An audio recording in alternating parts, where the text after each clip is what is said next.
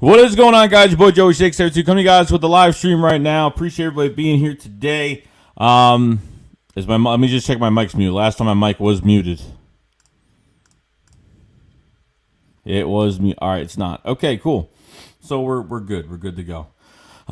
Appreciate everybody being here today. Obviously some crazy news today, so I didn't really expect anything happening today, but looks like Jim Schwartz is going to take the year off next year, not going to be with the Eagles, contemplating retirement. So that leaves the defensive coordinator spot wide open, okay? Which, I pretty much said to myself, if Jim Schwartz is here, it is what it is, you know what I mean? And if he's not here, then I really wouldn't care. But the one thing I really hope they don't do is I really hope that they don't end up bringing somebody up from the team. Promoting from within. If you guys watched my video earlier, I pretty much talked about a few guys that could actually become defensive coordinators for this team, okay? The defensive line coach for the Eagles, Matt, I forgot his name, was the defensive coordinator for the Miami Dolphins, I think, 2017, 2018. And Jim Schwartz's right-hand guy was with Jim Schwartz in Detroit. And I don't know if that's even going to be the right choice. Mark Manuel's another guy, the cornerback coach. Obviously, he was defensive coordinator for the Falcons for a couple years, plus that Super Bowl year for them, the Tom Brady comeback. He was defensive coordinator for that year. Matt Burke, thank you, Cavante. Matt Burke, I was talking about the first guy, Matt Burke. I almost said Matt Rule, but that's the Panthers head coach. I always get their names mixed up. I don't know why. But Mark Manuel's another guy that they could bring to defensive coordinator as well. And another one that they could bring, obviously, is Corey Unlin, which he was a really bad defensive coordinator for the Lions this past year. He's probably going to get fired. I already read news earlier before I put the news out. That he might get fired as well. They might bring him back, or they could do something where they can make Mark Manuel the DC, and maybe maybe they could put Corey Unlin as the back to the corner coach again. I don't know. I don't know what the case is. I don't know what the case is with it, but I think there's some good things going on, and hopefully we'll have some changes. Now, you always get Dan Quinn for defensive coordinator. I don't know what other defensive coordinators are going to be. I haven't really seen any news about other defensive coordinators leaving. Obviously, we'll find out more news in the coming days. Mr. Fleming says, Joe, why 72? 72 is my football number for my whole entire career in football. So first, before I start with anything, there's 44 people here. You guys haven't subscribed to the channel. You guys are due. Please subscribe to the channel. We do this all year round. If you guys haven't put a like on this video, hit the like button. Really do appreciate it. Somebody sent me something in the mail, and I didn't know that. I don't really check my mail too much. I really don't get mail. I get like maybe 1-2 things in the mail a month. Like I really don't get much in the mail. But someone sent me mail, and it must have been from Christmas, most likely. So here it is, and it's from Virginia. From Michael Peace, okay? It says Happy Holidays, so I'm going to get this open. And it is a Christmas card. And I apologize. I think I know who Michael Peace, I think I know who that is. So it says... It says, shake squad up, fly Eagles fly. The God of hope will fill you in joy and peace. Joey Shake 72. 'Tis the season for wishing you moments of pure joy and memories that make you smile. Christmas blessings. Merry Christmas from Mike, Elizabeth, Sky. God bless always. Fly Eagles fly. Probably can't see it, but yeah. Awesome. Michael, thank you, man. I wish I checked it. I didn't, I usually don't get cards in the mail with family and everything. We really usually don't mail cards, so I do appreciate that a lot. Really appreciate it. Awesome. That's the first bit of, I guess, fan mail I've ever gotten before. So that's awesome. So I do appreciate that a lot, Mike. Much appreciate. That was very thoughtful, very nice. All right, so now bigger things. Now Doug Pederson is coming back. Okay, so Doug was pretty confident he was coming back. So I guess Doug is coming back. Now, is there going to be an OC? Are they going to get rid of these? I really hope they get rid of these offensive assistants. Jeffrey Lurie, it's already been rumored from Ian Rappaport that Jeffrey Lurie is going to make more than one decision of the coaching staff. So we're going to wait until we're going to wait until probably, I don't know, probably going to wait until the next cut, at least by Tuesday. Apparently, Doug Pederson and Jeffrey Lurie will have a meeting on changes that are going to get made. And there's a lot of things that we have to do this offseason. Obviously, the quarterback position, what's going on there. There's going to be a lot of people, a lot of players going to be shedding off this team. The cap space is over $70 million in cap space, which is kind of crazy. And these changes might mean something, but at the end of the day, if Howie Roseman is still here, I don't think it's going to make a huge difference, to be honest. I really don't. I don't think it's going to make a huge difference. I'm kind of nervous because Howie hasn't been fired yet. Or at least, step down. At least if someone steps down, I feel more comfortable with it. You know what I mean? So I don't know what's going to happen here. I really don't, because you have a lot of issues. Howie Roseman within the first 50 picks, last 50 picks of the draft, he's drafted only 2 Pro Bowlers, and that's just really sad at this point. And, decisions have to be made.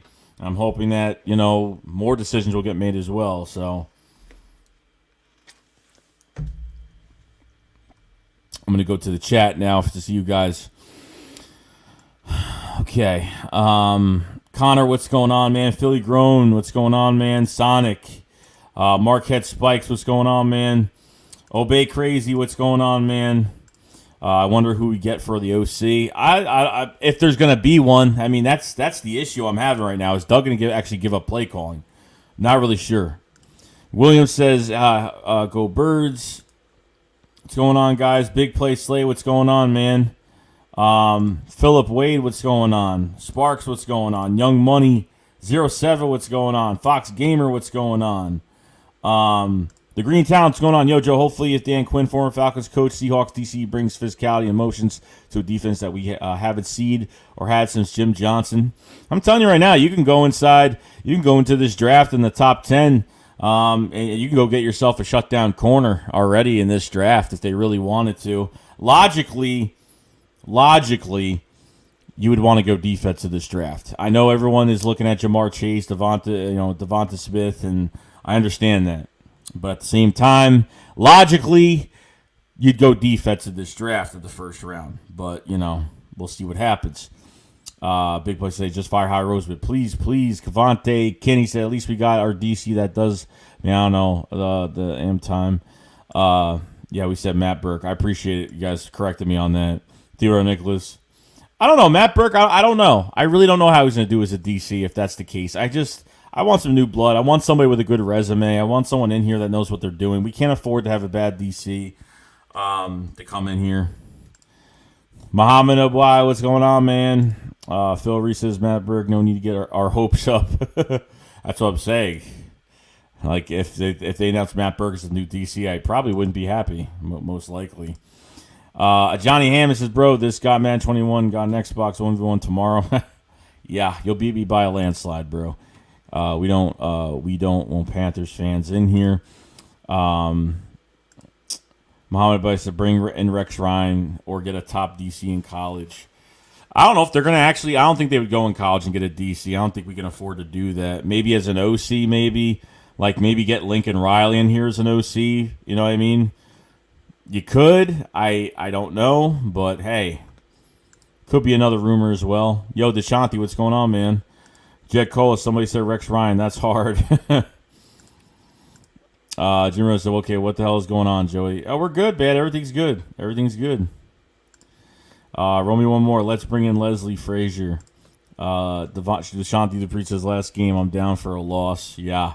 J. Cole says Matt Patricia. That's an interesting one. I got a feeling he might go back to. Maybe he'll go back to the Patriots, man. He might go back to the Patriots. Fine says, guys, you won't. You won't to win. Let Dallas and or lose. Let Dallas, but I won't want to lose. A Johnny Hamside. I know this is off topic. Who trying to play Madden 21 on Xbox? Let's stop trolling. Let me stop trolling. You're good, man. Jibro Shake Squad, what up, baby? Let's go. What's going on, Ruiz? How you doing, man? Philly, the podcast. What's going on, bro? This is all man, bro. Getting fan mail. It's dope. Yeah, man. I didn't expect it, bro. So Michael, didn't expect Mike to do that, but John Dupree, Happy New Year's, Shake Squad Eagles. Oh man, a new year, man. I'm hoping it's a better year, and hopefully we have a normal off season this year. I'm like really excited to dig deep into the off season and watch preseason, and I get excited for preseason. I know a lot of people don't like it. Obviously, by like the fourth week, I'm like, yeah, let the season start. But Johnny says Joey is a homie. Philly for the podcast. I'm so nervous. Nothing will change. We need Howie out of the draft discussion. I know we need him out of here badly. Jake Cole said Matt Patricia. Mr. Fleming said we need Joe Douglas back. Yeah, I don't think that's going to happen. No more people from Detroit. Reed 223, what's going on, man? Rock the Artist, what's going on, bro? TJS says D'Amico Ryans for DC. Dude, I don't want any ex-Eagle players as defensive coordinators. Rule Neen, what's going on, man? John Arcina says, I have a feeling we'll get an announcement soon about Howie losing personnel power. I hope that's the case, because there was a rumor by Jeff McClain a couple months ago that there were discussions apparently at the NovaCare about Howie Roseman pretty much losing his power for player evaluation. If that's the case, then hey, I'm all on board for that. I mean, that's definite. Matthew Wall says, don't promote someone from within the organization to the DC. History tells us that usually. No, it doesn't work, Matt. It never works out. I don't want to promote from within. I don't. That's what I can't stand. They need to go higher. That's why they're already making moves. The season's not even over yet, and they're already making moves already, so I'm very happy about it.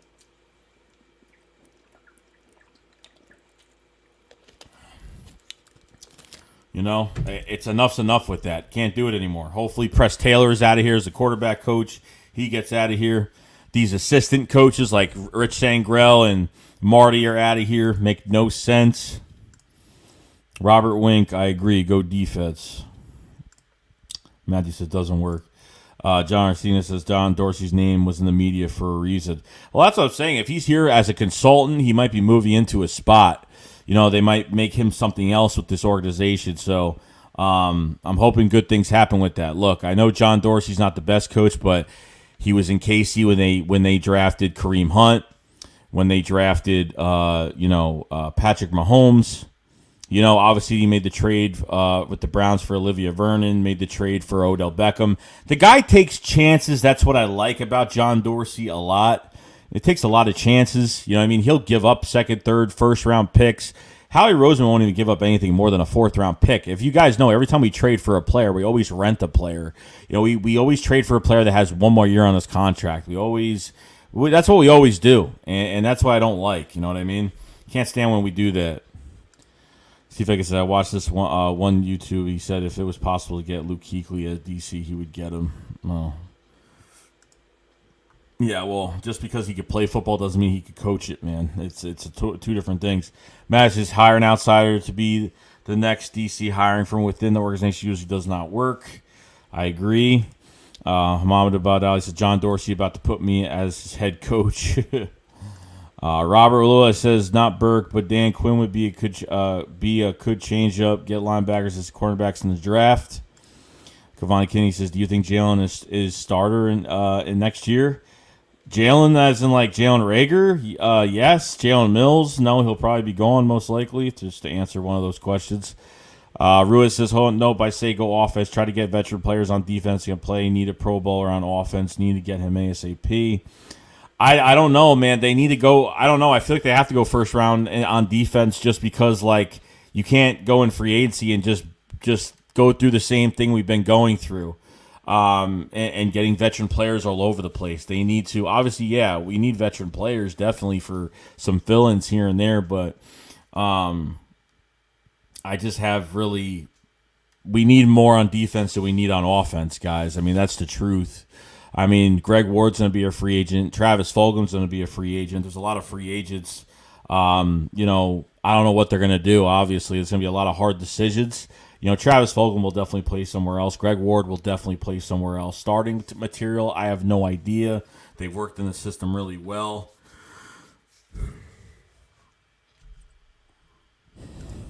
Showing up to his first round cornerbacks certain. Defensive end for Miami, Gregory Rousseau. Second round, Terrace Marshall Jr. for LSU, but first round talent and potential number 1. Wide receiver. I like getting. I mean, you have potential to get probably. I'm not even gonna say a generational talent at wide receiver, but man, someone that's going to complement Jalen Reagor really, really nicely. And this offense could be very good with another guy receiver like that. But when you have a corner in the rearview mirror right now, and especially where the Eagles are going to be in this draft, some good things could happen. So the Eagles are at 6th overall pick or the 7th, whatever it is.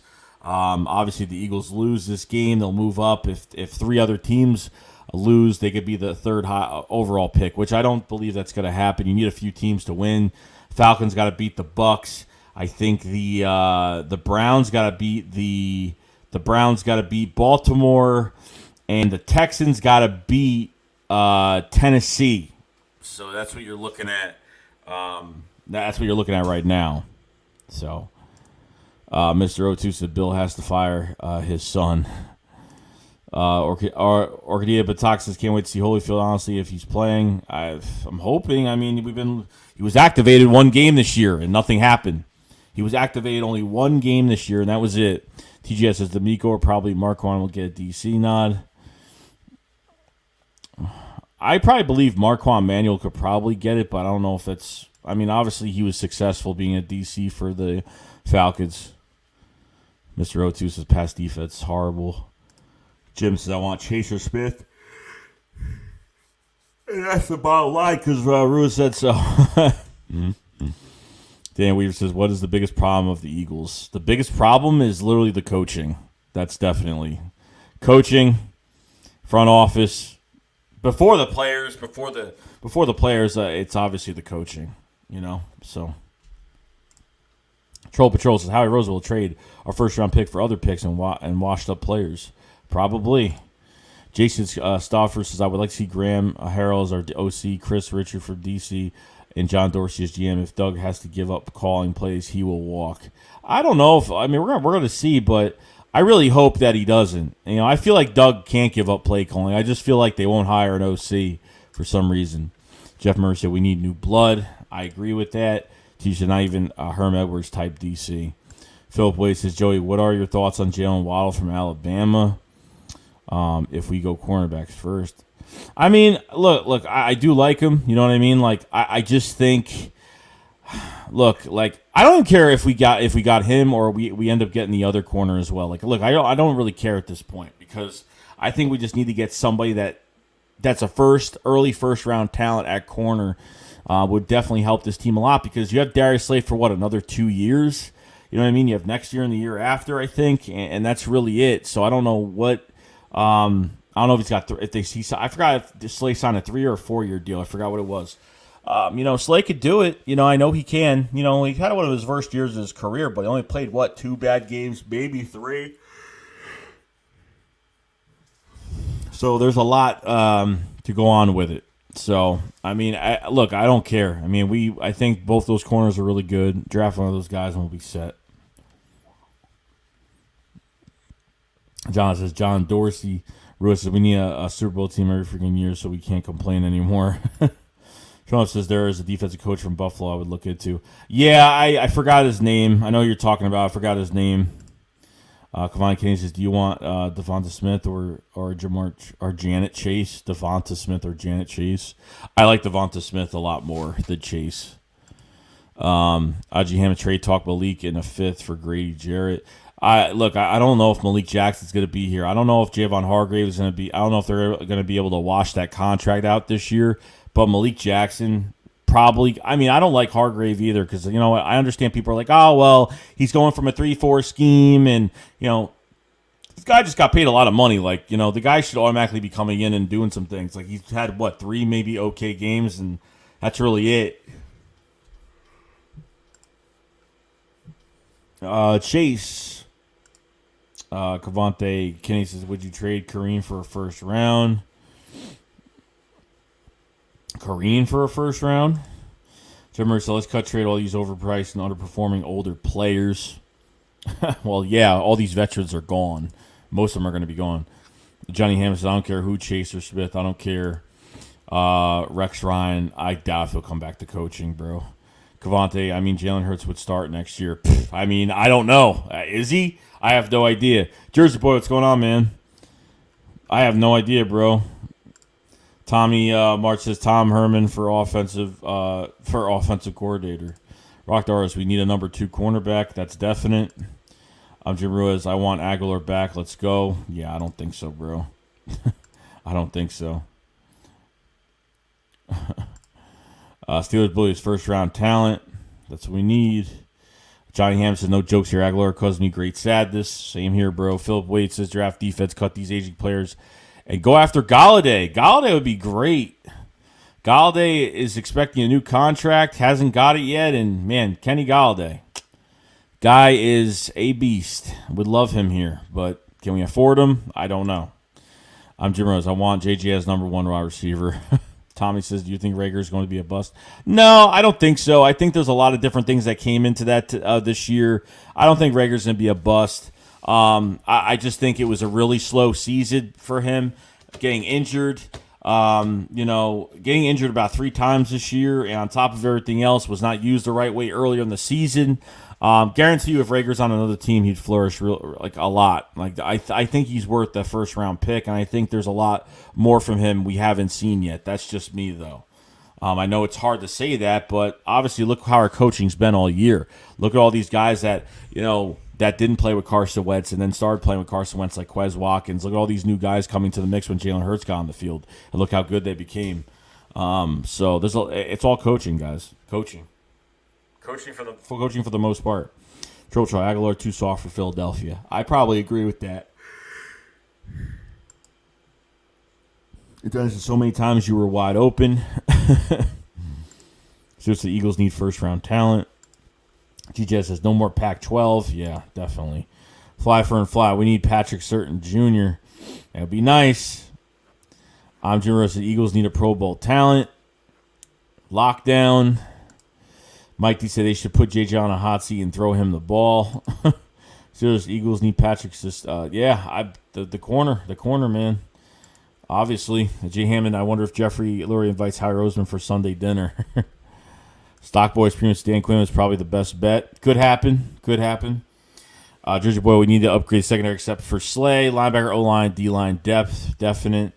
I'm Jim Ruiz. I want Dan Orlovsky as GM. I Sean 101. We need a damn cornerback on the other side of Slay, Patrick Surtain Jr. Yeah. We need a lot of weapons, bro. Johnny Hammond says laugh out loud. Matthew Walsh says Devon Smith first round and either Sunday Samuel Jr. or Dylan Moses in second round. Jeff Murphy said we have plenty of talent in offense. We just need coaches that know how to use them. That's definite. That's why a lot of players leave and end up successful somewhere else. Jonas Espinal, what's going on, man? Say, Joey, what's good, brother? How was your New Year's? How about Dan Quinn as DC again? New Year's was fantastic. And Dan Quinn, I mean, it's definitely a possibility. I mean, I wouldn't rule it out. I definitely wouldn't rule it out. That's definite. John says, I want one more wide receiver. I do too, man. I do too. I think with one more wide receiver, we'll be set. Tommy March says, I think we should hire Bill O'Brien as our OC and Dan Quinn as our DC. I don't like Bill O'Brien at all. I really don't. Sean says, another rookie wide receiver in the first round. I don't think that's the answer. Do y'all see the wide receivers in the NFC that we have to match up against? Did y'all see how Metcalf and Claypool smothered our secondary? Yeah. Yep. That's why I'm saying logically we should be going defense in the first round. Rock Doris, I want Parson or Certain on defense. Trouble Patrol said, with Doug now staying for 2021 season, Carson done in Philadelphia. If Doug's still here, that would probably keep him in Philadelphia, to be honest. I really don't know what's going to happen. I'm not sure what's going to happen. I really don't know what's going to happen. It's going to be a hard decision. They created this mess on their own. Deshaun Dupree says, did you watch the Sugar Bowl? No, I didn't. I have a chance. I watched Justin Fields really do really well. I mean, I saw some plays from him. That quarterback is pretty nasty. Fields is better than Lawrence. Certainly reminds me of another Sidney Jones. I'm done with picking players on defense. We need players that can create plays and make plays to win. Yeah, I understand that, man. Trust me, I understand that. Fine, can you say, oops, sorry for my spelling. It's all good, man.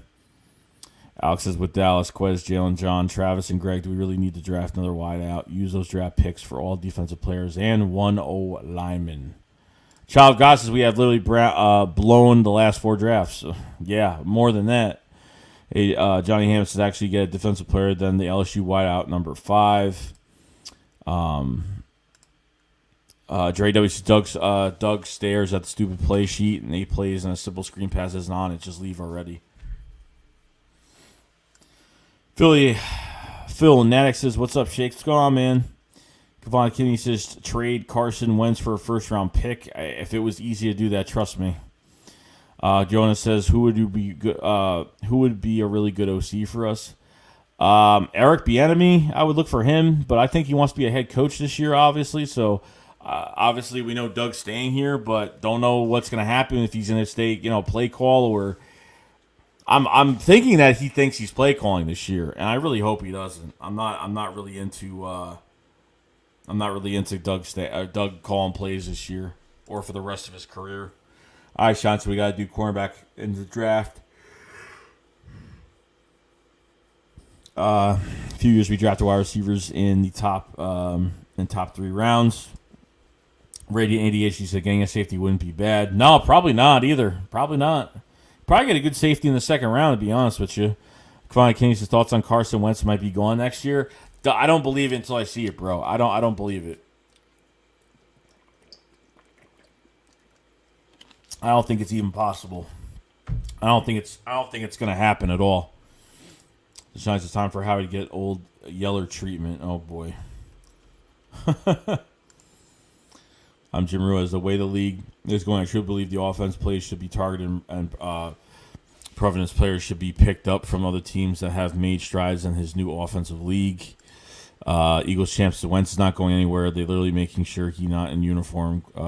Carson Wentz is not going anywhere. Man, you love Carson Wentz, bro. Come on, Kenny says Doug good coach or I don't think he's a bad head. No, as a head coach, I think he's a great head coach. I think players want to play for him. Show us his first round defense. Brett Toth is playing Hurts offensive line is bad this week. Yeah, it's going to be bad. No Mulata, no Jack Driscoll, obviously. Brett Toth comes in. And obviously Matt Pryor, I think, if he's not hurt, I should say. We have 11, 12 guys out of this game almost. Okay? Guys that we knew didn't get hurt, and they're hurt for this game. It just seems like there's a plan in motion with this. Like, oh, so how's your knee feeling? It hurts a little bit, but I can play. Nah, you should stay out. There's no point of you staying here. Still believes Patrick Sustain Jr. to go in first round. Yeah, that's definite. Azrael says Alabama or Ohio State. Alabama, bro. Sure enough says 101. Cavani King says, who do you really want on defense in the draft? I want a cornerback or a linebacker in the draft. That's who I want. Money Mitch Doug has to go. Jim Rose is talking about go offense in the draft hard and go defense hard in other teams is the way to go, in my opinion. TJ says SEC or we riot. Joey. Money Mitch says trade Carson for a first. This isn't Madden. Jonas says I'd rather have John Dorsey as their GM. I'd rather have anybody as their GM at this point. And people are getting picky when they're talking about other GMs. Josh says I hope the Bears let Nagy go and comes. Dude, for some reason, I don't know. I'm not a big fan of him being an OC in Philadelphia. I'm not a big fan of it, to be honest. Like I saw what he was doing with Jay Cutler. Like, I didn't like it. I just didn't like the Bears at that point, what they were doing over there. Deshaun says, Joey, you should set a time limit or when we could chat so you could catch up. I'm caught up. Eagle champ want McVay type OC. Yeah, that's true. Definitely true. Kavine says, what do you want? What DC do you really want? A DC that I really want? I'm not even sure, man. Like, I really, like, obviously I would love the DC from the Steelers. I forgot his name. I would like him. I wouldn't mind Dan Quinn at all. I think he just needs a change of scenery. I think he'd be good DC. I think he'd be all right. I'm not really sure who else, really. Nobody from our team, definitely not. No self-promotion. Alex Newsom, Money Mitch, I'm with you all the way. Jeff Murray says, so Howie can't draft, mess up the cap, yet he's still getting paid. Baffles my mind. Yeah, I know. Trust me. I think it's Stan Jr. father played with Dolphins for years and had like 8 Pro Bowls. I guaranteed his kid isn't Sidney Jones. Ty March says Doug is going to come out and say he's calling plays on offense, defense next year. Schwartz leaving. Troll Patrol grade the season. Grade for this season's draft picks. I mean, if I'm going to grade everything, like between getting Driscoll, getting Quez Watkins and John Hightower, obviously those guys haven't played for a long time. It's hard to grade some of these guys, but I think they're B minuses. You know what I mean? Like, I think they've came in, they've done what they were asked, and they've showed flashes of what they could do, but nothing promising. Obviously, there's nothing really promising with it, but, I think Jack Driscoll, I'd have to say, I think I feel more comfortable with Jack Driscoll than anybody that we drafted this year. Now, Quez Watkins, yes, love what he's done, but hasn't been in too long. John Hightower kind of disappeared for a while. So I don't know what's going to happen with him. Obviously, these guys are going to be on the roster. If they pay Travis Fulgham or Greg Ward, if they pay one of these guys, I don't know if they're going to pay both of these guys. Obviously, it's not a lot of money. They're not getting crazy yards or anything, but I don't know. We'll see. Let's see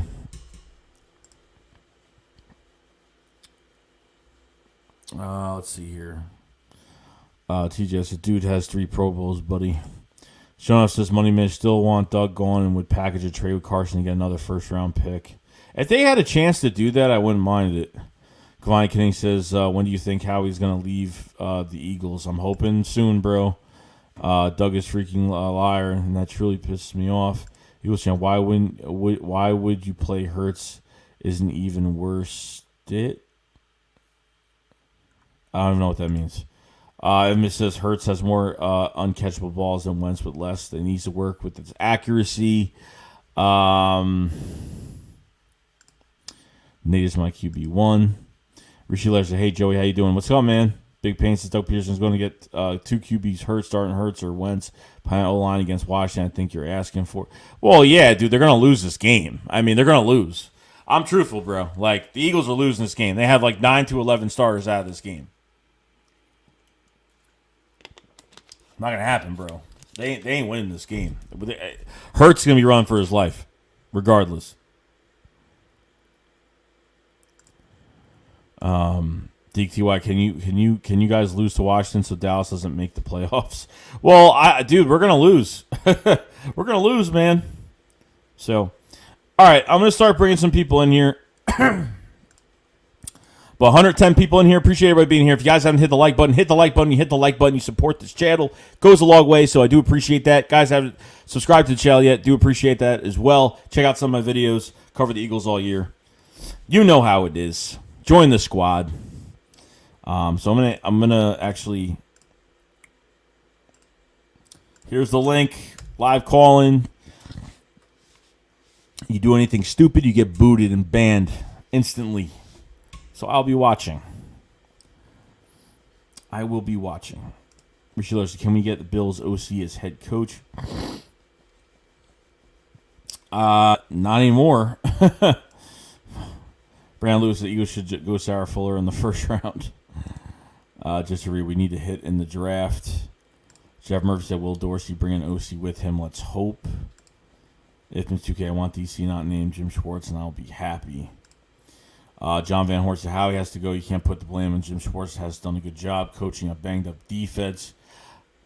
Well, yeah, I mean, look, there's some blame that goes on there's some blame that goes on Schwartz, and there's some that doesn't. So, I mean, it goes either way with what they're doing. You know, Jim Schwartz made some stupid decisions early in the year, too. There were some games that he couldn't even game plan. He was defending Nathan Gary for so many weeks. Like, it was pretty embarrassing what he was saying, what he was doing. So, yeah, it's been kind of crazy. Rex Ryan. I'm awake. Seth Joyner for DC. Would love it. Dwayne Williams said Keith Butler is DC for Steelers. Okay, I knew his last name was like Butler or something, but I do like him though. John, yeah, you are my bad. Eagles champ Doug Pederson will be talking of Lurie this Tuesday. I think Doug will be having play calling stripped away. I'm hoping that's the case. Darren Orlovsky for QB coach. I'm Jim Rose. Everyone, please get over your hurts, please. Wentz is our boy, and you better like he's coming back to zip all our mouths. And if that's the case, then hey, I hope he does. Johnny Blaze, what's going on, bro? Darren Orlovsky for GM. Let's go. Rishi Lair says, hot John Hightower. Oh, he's on IR. I forgot. I was wondering why I didn't see him for a long time. Probably wouldn't have played him anyway. It doesn't really matter at this point, since they had Alshon Jeffrey and Deshaun coming back. So, Comment Star says, I think Steve Belichick is my number one pick as the new DC. He is the son of the best defensive mind of all time. Players in the Patriots locker room, he says he is Belichick 2.0. Cavani Kinney says, how do you think what Jalen Hurts did when he first started, and how do you think he's going to play against the Redskins? I think he's been fantastic the past few games. Besides the Dallas game, I think he missed a lot of wide open targets. I think he moved in the pocket way too fast as soon as he got the ball in his hands. I don't think he's going to do well in this Redskins game. This Washington football team game, just because he's got really nothing around him this week. Offensive line is banged up badly, even more. No running back in Miles Sanders. You have Boston Scott, you have Jordan Howard, you have Elijah Holyfield. So I don't know what they're going to do there. So there's a lot going on with this right now. Rishi Lair, hell no, loves Wentz too much is coming from a Wentz fan. I want Jalen Mills back. Why do you want Carson Wentz to play, but you want Jalen Mills back? Okay. I don't get it. All right, here's the link for StreamYard, guys. You want to come in on a live call-in one at a time and have your little time limit. Say your 2 cents about what's going on. So there's the link right there if you guys want to come in and speak your 2 cents. Shine. Driscoll was the best pick, being we got him in later round. Jim Rose loved Mills, but he can't play. He can't play, dude. He's all talk and no play, bro. Penn Facts, I'm not confident Wentz or Hurts for the future. They both have a lot to prove next year for me to say who I want as a starter. That's definite. Eagles chance is worth it, my bad. Azrael says, which team would you rather be in the playoffs for the NFC East? Football team, Giants. I'd rather have the football team be in there. Number one, I'm from New York. I hear Giant and Jet fans all the time. So, yeah, don't want the Giants to go in. And obviously, I hate the Cowboys, so not want the Cowboys to go in.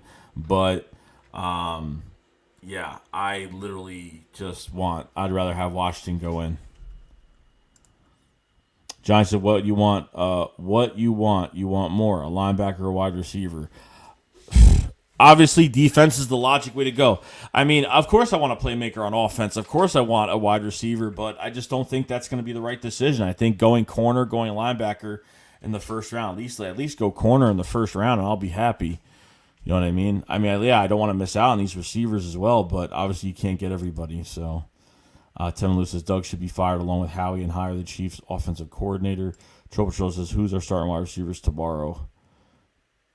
Probably, is Rager even playing? I don't even know if he's playing. If it is, then it's Rager. Obviously, Greg Ward.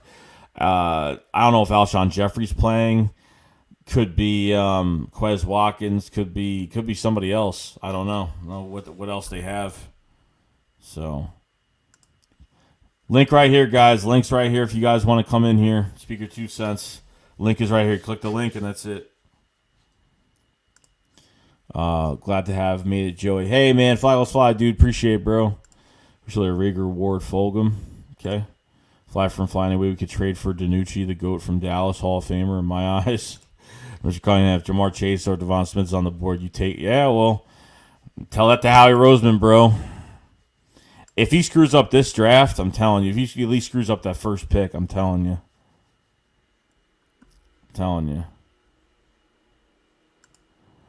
Henry Rodin said, no, Jim Schwartz has to go for pissing off Metcalf, giving him more motivation to go beast mode. Oh, yeah, telling him he's not Megatron? Yeah, that was kind of dumb. Johnny Hammond says, Schwartz thinking about retiring. John Sibley, we need a real offensive coordinator. We don't have an identity in offense, but it seems that Jim needs to go. Ruiz says, I'm sorry.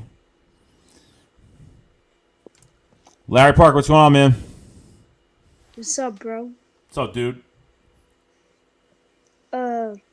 So we need to fire Howie Roseman. Yeah, he's got to go.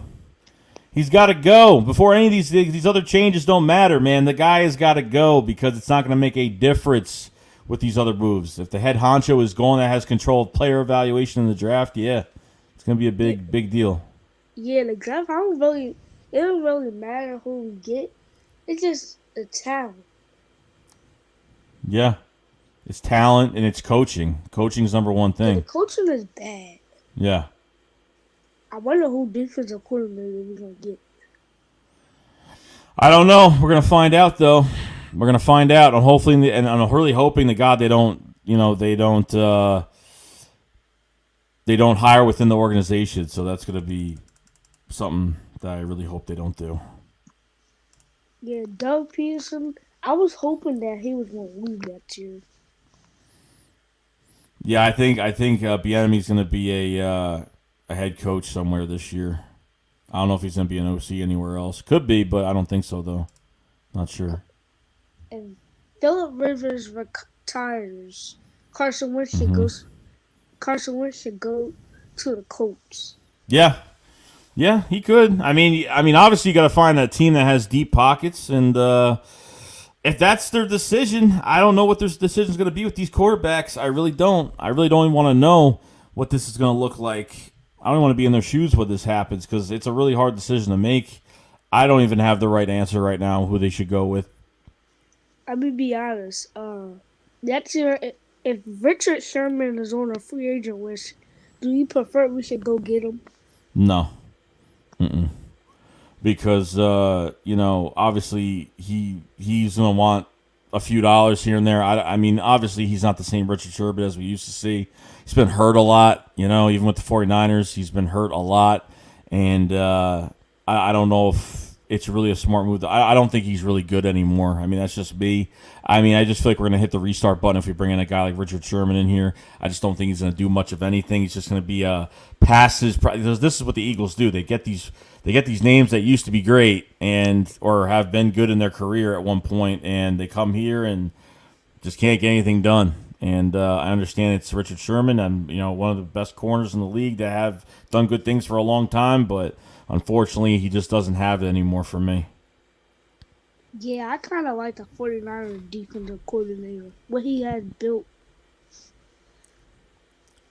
Yeah, no, I do too. I mean, there's a lot of, I don't know who's, until after this last game, I'm not going to know. I need to find out, all these DCs are going to be pretty much coming out the woodwork or leaving some of these teams. So we need to see who's going to be free and see what happens. And the fact that Jim Schwartz, did you hear that Jim Schwartz didn't want the Washington football team to wear those hats if they win the game? Yeah, I don't I don't have us winning this game. I just don't. They have so many injuries this week, and it's I feel like they're doing this on purpose. We have 11 injuries, 11 starters going to be out of this game, or at least 11 players. And what is this injury squad doing? Yeah, I don't know. This is gonna be this is the third time they've changed the medical staff, but it's gonna go forward. First they get Deshaun Jackson back. He's injured again. Yeah, injured again, bro. It's crazy. He's out 7-8 games. He comes back, and my God, I mean, this guy just can't stay on his own 2 feet. He developed soreness. I don't know, but All right, Larry. Anything else you want to say? Because I got some callers in here. So anything last thing you want to say? Oh, they can go. All right. Well, Larry, I appreciate you calling in, man. Uh,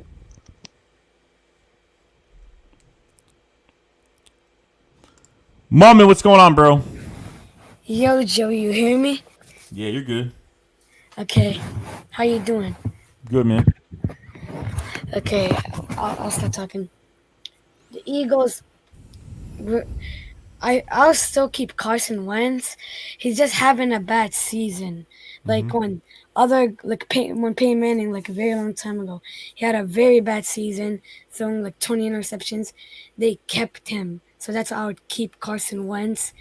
Our play calling is horrible. We need an offensive coordinator that's good, like Frank Wright. And thank God Jim Schwartz, he's a he's not gonna be here after next season. But after this season, he ain't gonna be here. And we have talented people. It's just we're not using them right. Yeah. No, I mean, I like the first thing. It's the coaching. Like the coaching's the biggest problem. This is why players leave this team. They go somewhere else, and And then we do better. yeah, that's how it's pretty much been. So you already know something's wrong there. Um, that's just the way it goes sometimes. And down the road, they need to set. I mean, even this year, I think this is the most. I mean, I'm not saying down the road, but this offseason is gonna be the most important offseason the Philadelphia Eagles are ever gonna have. That's Yeah, definitely. and I would stop putting Greg Ward and Boston Scott as kick returners because they're not meant for kick returners. I'll put Quiz Watkins and Jalen Rager because they're the best people we have on the team. Yeah, I like both of them at punt return. And you know what? Dave Phipp has got to get fired. Like I do not agree. He's been here way too long now. And like Jalen Rager gets that touchdown versus Green Bay on punt return, and then like they put Greg Ward back there again. Makes no sense to me at all. Dave Phipp. Our special teams haven't been good since 2014, so it's been kind of crazy. You know, but what do you think about Jim Schwartz leaving? It's good. Hopefully, it helps for next season. Yeah, I hope so too. I think it's a plus. I didn't care if he stayed. I really wouldn't have cared too much. But at the end of the day, when you even have these coordinators, at the end of the day, like Howie Roseman controls these rosters because he drafts these guys, and whatever these coaches have to work with, they have to work with. And unfortunately, I think Jim didn't have much to work with, but at the same time, he's made some bad decisions, coaching, not game planning the right way, defending Nathan Gary for weeks, and playing horrible. So, yeah, it's been pretty bad. And I don't want to win against Washington because I want to get the better pick. Yeah, yeah, that's what everybody wants. At this point, it's like as much as look, you might not have to worry about wanting them to lose. They might already lose, man, because I don't have them winning this game. I don't, because they have this injury report that came out. They have over like 9 people injured, and there's injuries I didn't even see for last game. There was no injuries that I saw for last game at all. Like there were names like Miles Sanders had a knee injury. I didn't see him have a knee injury. Richard Rodgers, Zach Ertz. Yeah, I mean, Jalen Mills is on COVID list now.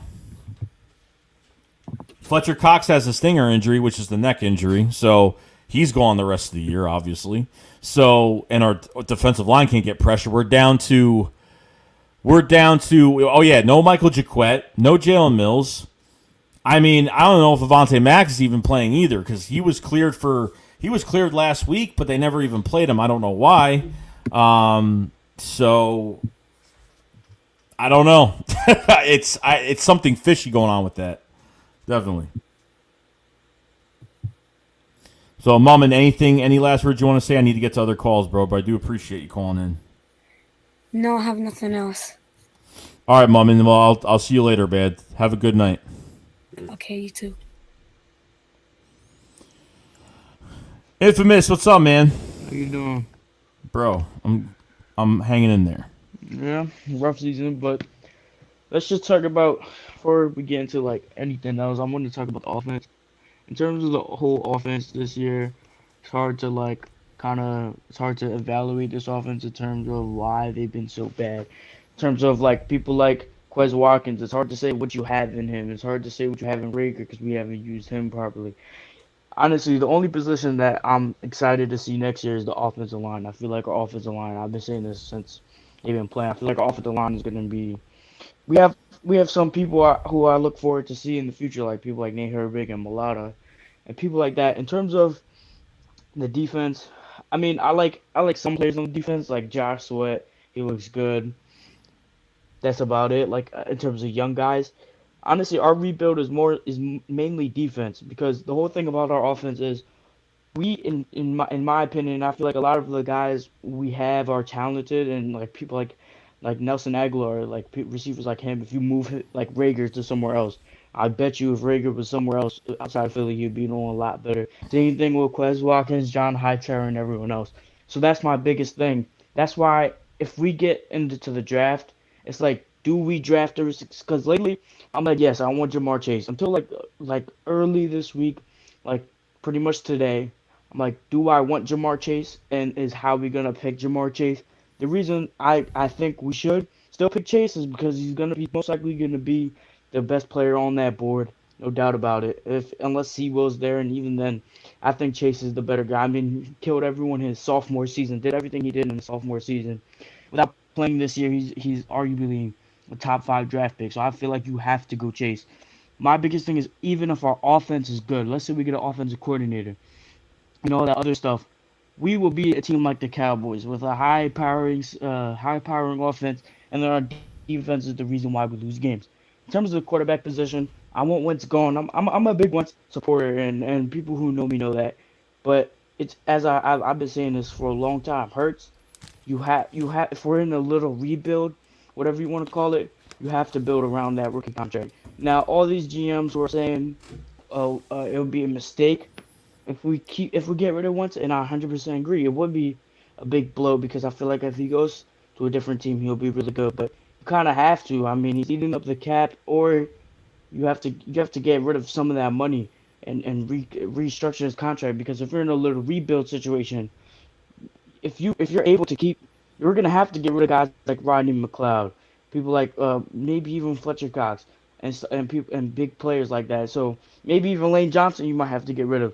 So when it comes to like at that point in time, once is already 28. His birthday was a couple of days ago, so he's 28. By the time his contract ends, he's 30 something, and by the time then he's pretty much, people say your late 20s or your prime. So he's pretty much out of his prime, and then once that happens, then if Hurts, let's say Hurts is the guy, and Wentz does suck, then you done messed up. And then if you get rid of Wentz now and Hurts sucks next season, I don't think we're gonna be good next season regardless, because our defense is gonna be the reason why we lose games. So if we're not good regardless next year, you can still have a decent draft pick and draft another quarterback if Hurts doesn't turn out not to be the guy. That's how I feel about this season. Yeah. No, I agree. I mean, look, like, it's like even when you went talk about the draft too, like, you go get the best guy that's on the board. I understand, like, logically, for me, logically, I would go defense just because, just because like we're so decimated over there, and I mean, it's over 70 million over the cap. It's like they got to shed they have to get rid of a lot of players this year. But I think we'll get some draft compensation for some of these players. A lot of these guys were on some of these guys are on 1 year deals are going into the last year is pretty much done. So you don't have to worry about a lot of these guys coming back. Fletcher Cox, they've already restructured, so I don't know if that's if they're even going to try to get rid of him, because you can get an evaluator that's in the building, if that's the case, because I don't know what's going to go on with Howie Roseman, because honestly, I don't think with all these, they can change as much as they want to with this roster, coaching staff. If Howie Roseman is still here at this point, we're just going to keep going backwards. Like, I don't know what's going to happen. Like, I really hope that this guy is out of the building, or he's stripped of player personnel, or some type of control, because having what's his face here as a consultant, Dorsey, sorry, having Dorsey as a consultant kind of was like weird that this came up, this came up, and he's been here for a couple months, so I know Dorsey's going to be looking for a GM job this year, and I don't know if this is his sweet spot. This is where he wants to go. Obviously, there's some GMs out there that like to handle a big mess of a team and turn it around. I think Dorsey's one of those guys that likes to do that, and I think he's he really likes. He's very aggressive with his trades. He's very aggressive with what he does. He'll give up high draft picks for players. He'll trade for guys. Like, he's not afraid to take a chance.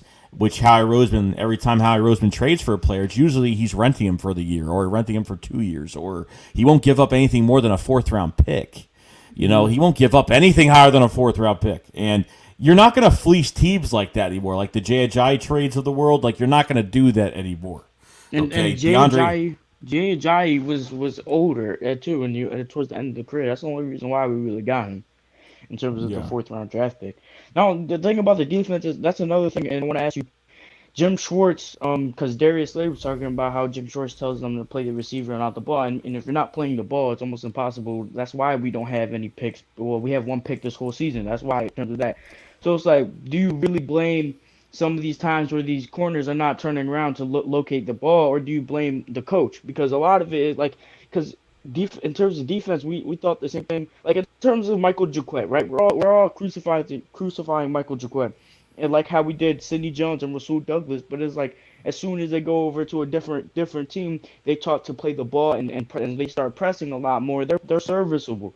So it's like it's hard to evaluate the whole team in general. The only thing in this organization which is not hard to evaluate is the higher ups. It's like, the problem with this main organization is the differences between, and I use this analogy all the time, the difference between the Browns' record and the reason why they're on their way to the playoffs and people like the Dolphins and stuff like that is because rather than kicking Baker Mayfield, their draft pick, to the curb, they surrounded him with talent like Kareem Hunt, with Nick Chubb, with what's his name? OBJ. They traded for OBJ, and they have David Njoku. I'm pretty sure they traded for him or drafted him, either one. They got David Njoku. Versus us, we're surrounding once with another backup quarterback, and then our 3rd-round pick was a project. So it's like the big problem with this whole team starts from, honestly, for me, it's and I feel like for all of us, it's Howie Roseman. And once you get rid of him, and I know you've been saying this for a long time, no matter who we have, you can have goddamn Bill Belichick, but it's a lot of it is Howie Roseman constructing this team. I don't think Dave Flipp wanted Greg Ward fielding punts, because remember, we heard that Howie is the guy who says who is playing and who's not playing, who's doing this, who's doing that, who's playing quarterback this week. That's why every week when Hurts had a combined 400 yards, it should have been a no-brainer he was gonna go. But obviously, it sounds like Doug said he doesn't know. He has to look at the tape. No, he had to have a meeting with Howie Roseman to ask him who's starting next week. That's what it seems like to me. Yeah. I think he's lost his power over time, because more than a few weeks ago, Doug said on 94 WIP that he had full control of the quarterback room and who starts and who gets. And then after, like, when we played bad even more, and that's when he kind of went back. And, this is when Carson Wentz had to be benched at some point, and a lot of people didn't want that. And not even before practice the next day, and the guy has to get the okay upstairs, like you said, and that's what's been going on. And look, that's the rumor that Howie's been forcing everybody to play, forcing Nate Gary to play on defense, forcing all these bad players that consistently have just been playing bad. That's been the problem this year. They've kept in players this year that have consistently been playing bad. Now, if I say, hey, if we put Hurts in by week 4 or 5 of the season, I think, maybe there's a few more wins there. I'm not saying that we're going to be like unstoppable, but at least there's probably a few more wins there.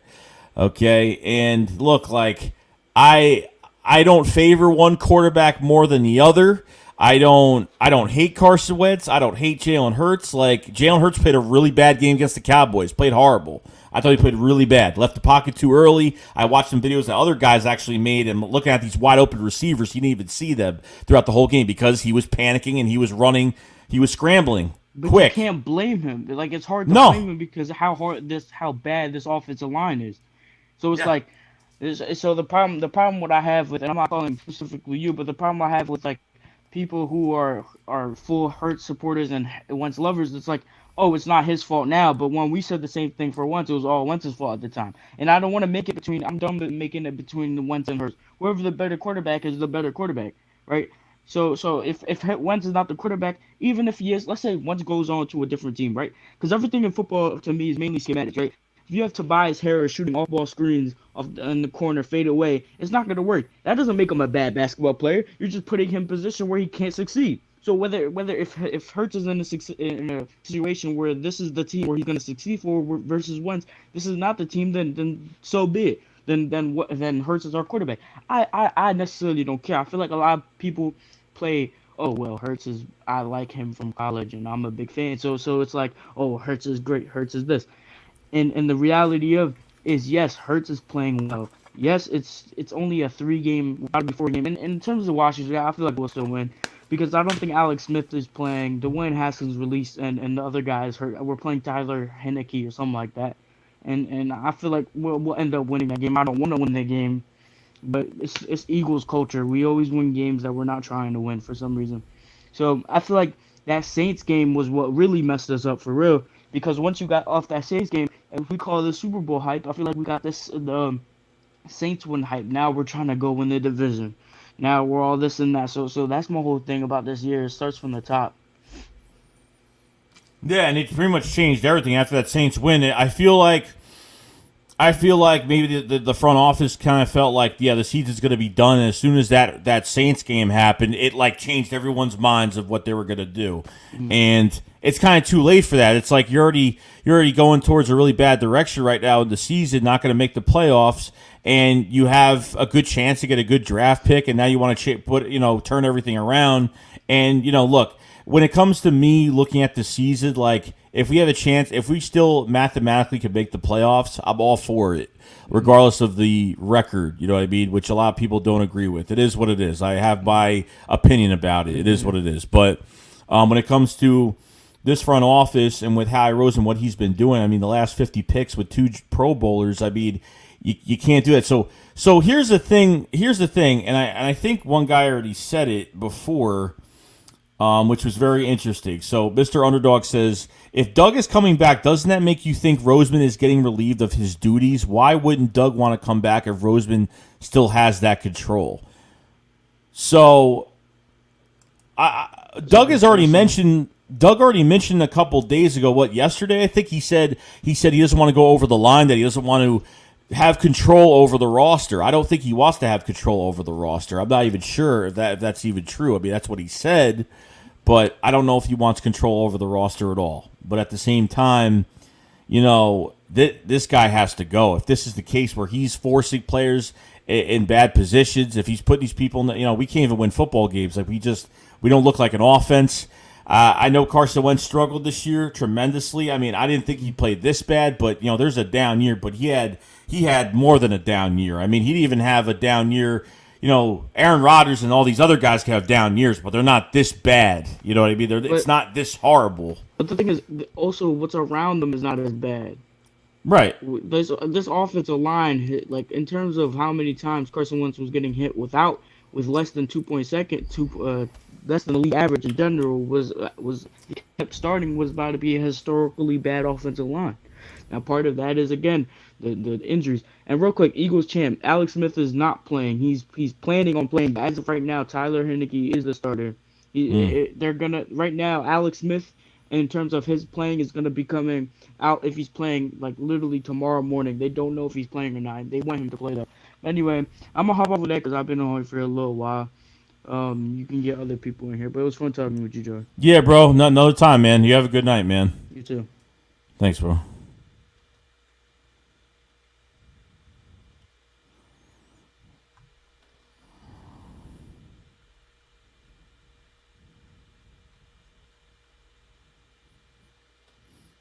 All right, so for the people that I've seen other people in here that have already been in here, if you've already been in this call, if you're already called once, leave some room for other people, obviously, if you've already been in here.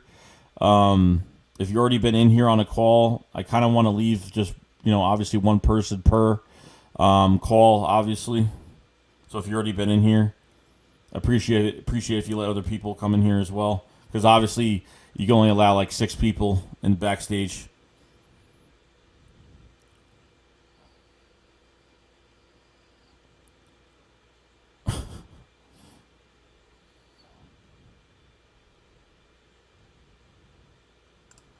Yo, honey, what's going on, man? What's going on, bro? How you doing, bro? I'm just saying, I was just listening to the live. Yeah, no. So here's what I'm thinking. Let's say the Eagles are gonna lose tomorrow. That's um, almost guaranteed. Let's say all the math works out and we end up getting that third pick. Would you trade back? No. If you wouldn't trade No, I back? wouldn't. I wouldn't. Mm-mm. My thing is, so this is how I would play it out. Let's say, because I don't think, because me personally, I want to get Sertain. That's the guy. That's the guy I want, or J.C. Horn, one of the two. Uh, let's say if you can get Sertain for like the 7th pick, you wouldn't trade that back at all. I mean, look, if it's like still within like top 10 trading back, I don't know, depending on, it really depends on who's trading with you from what position, you know what I mean, how much more you're going to get for it. So if it's to the point where you're trading like you say, if it's like 7th or something like that, and really it really depends. If we get the 3rd overall pick, I'll be very surprised with the 3 teams that have to win Sunday for that. Depending on if some of these teams aren't starting their starters, I don't know if it's even possible with the Texans having to beat Tennessee, and then trying to remember, Bengals have to beat Baltimore, and there's one more I forgot. Yeah, But yeah. it's gonna be tough getting that. I think maybe we'll get lucky with somebody definitely losing. I think we'll move up a little bit, 3rd overall. I'm not really sure, but look, logically, I think we go defense. I mean. Yeah, Logically, you go defense, but at the same time, it's like you pick the best player available, and you can get one of these receivers if you wanted. You know what I mean? So, I mean, I would love to go defense and get a corner this year. I would love it. the thing with receivers, man, there's only so many receivers you can grab. It's time for the coaching staff to actually develop these talent. Because to be honest with you, I think Quez. If they could develop Quez and John Hightower the right way, especially Quez, I think Quez can be a lethal number three receiver, starting receiver. I think he can be super filthy. The thing is that I'm just tired of drafting because they suck at drafting wide receivers. They suck. Yeah. So Yeah, I mean, and it's like you can't even bring these receivers. Like the receivers aren't going to get drafted. You draft them, they're not going to do the work for you. Like if you can't coach, you can't get this done. Like. I'm kind of tired of drafting receivers myself. Like, I'm kind of tired of it a little bit because it just seems like every time we do that, there's always something going on during the year. And unfortunately, we didn't think we would have this many problems this year. So I understand what you're saying, though.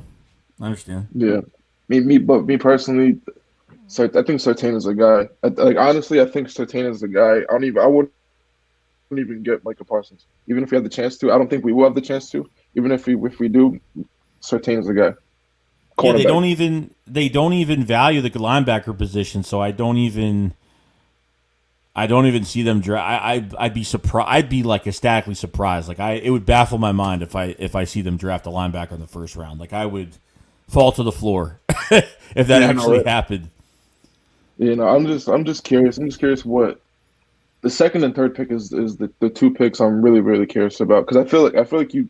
I mean, knowing Howie's track record, yeah, but I've been saying this for a while. I think that they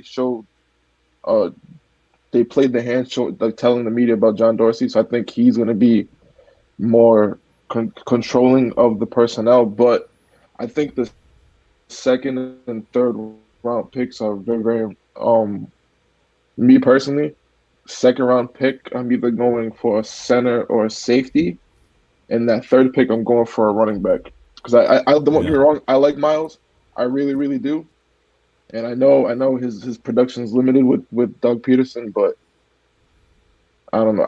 This fan base kind of does overrate him a little bit, and he regressed, to be honest with you. If you want the honest truth, he's a really good runner.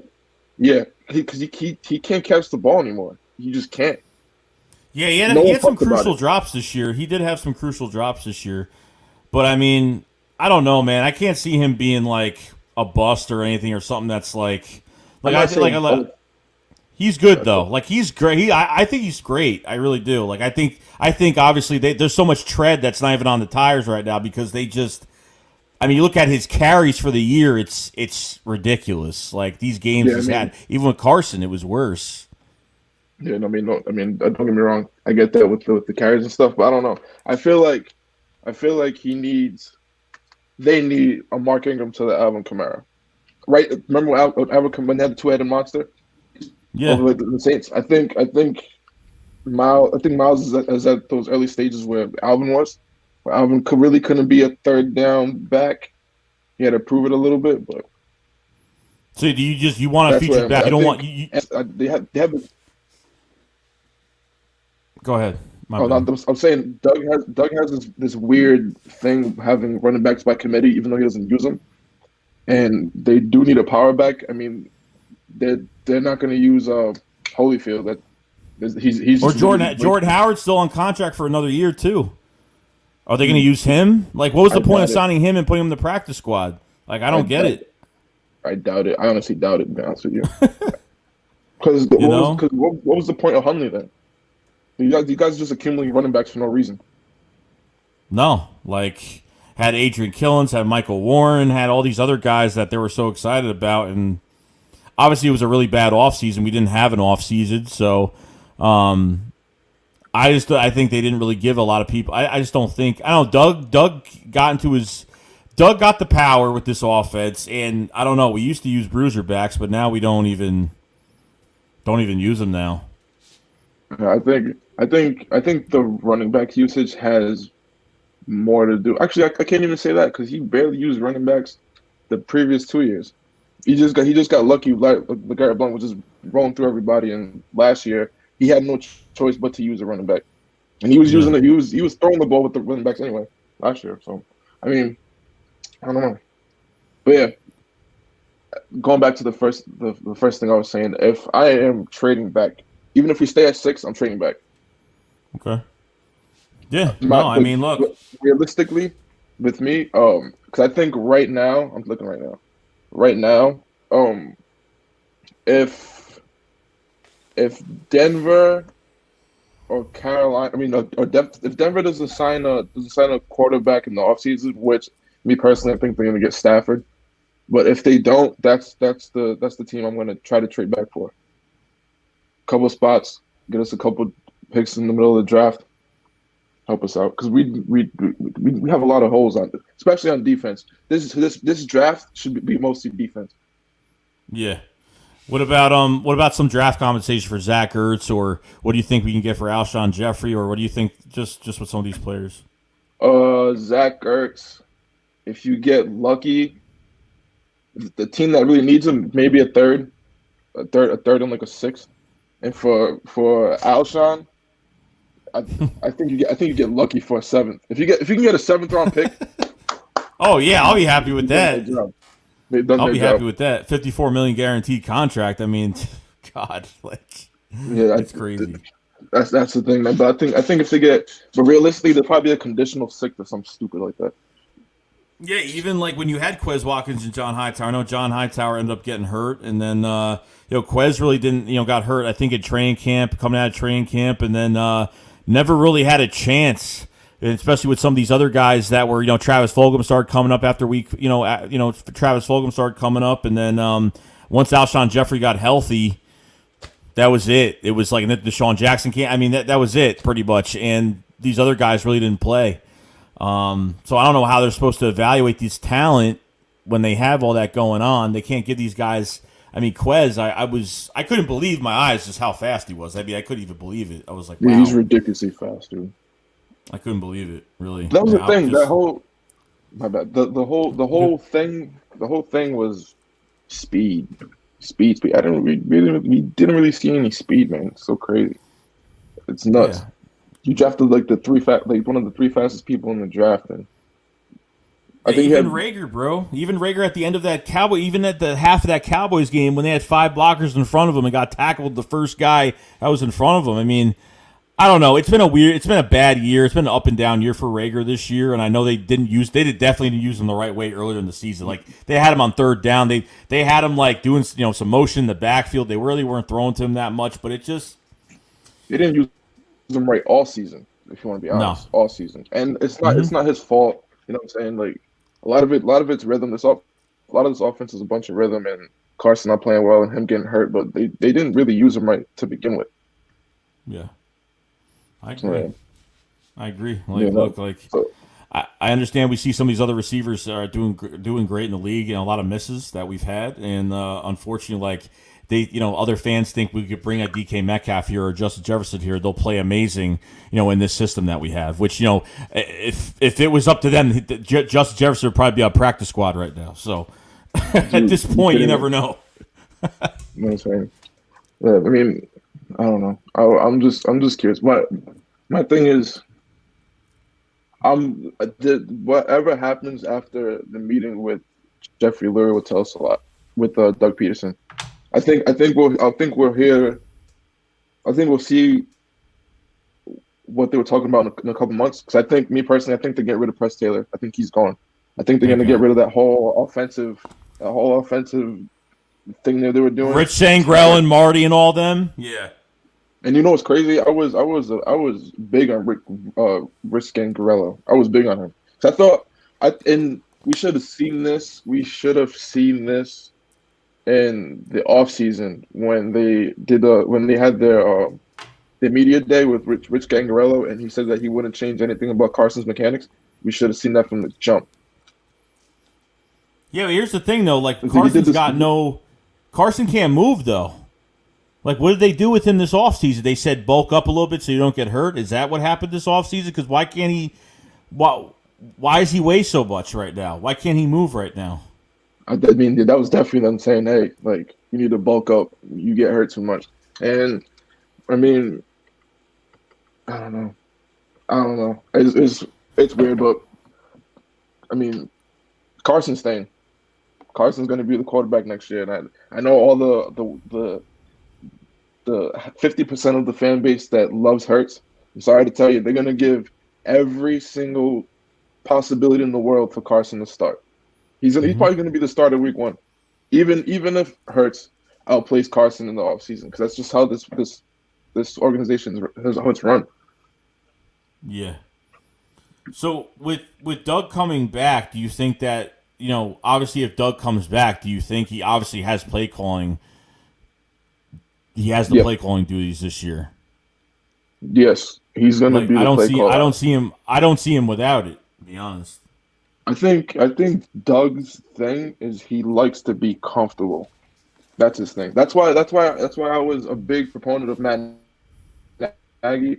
Because they came from the Andy Reid tree.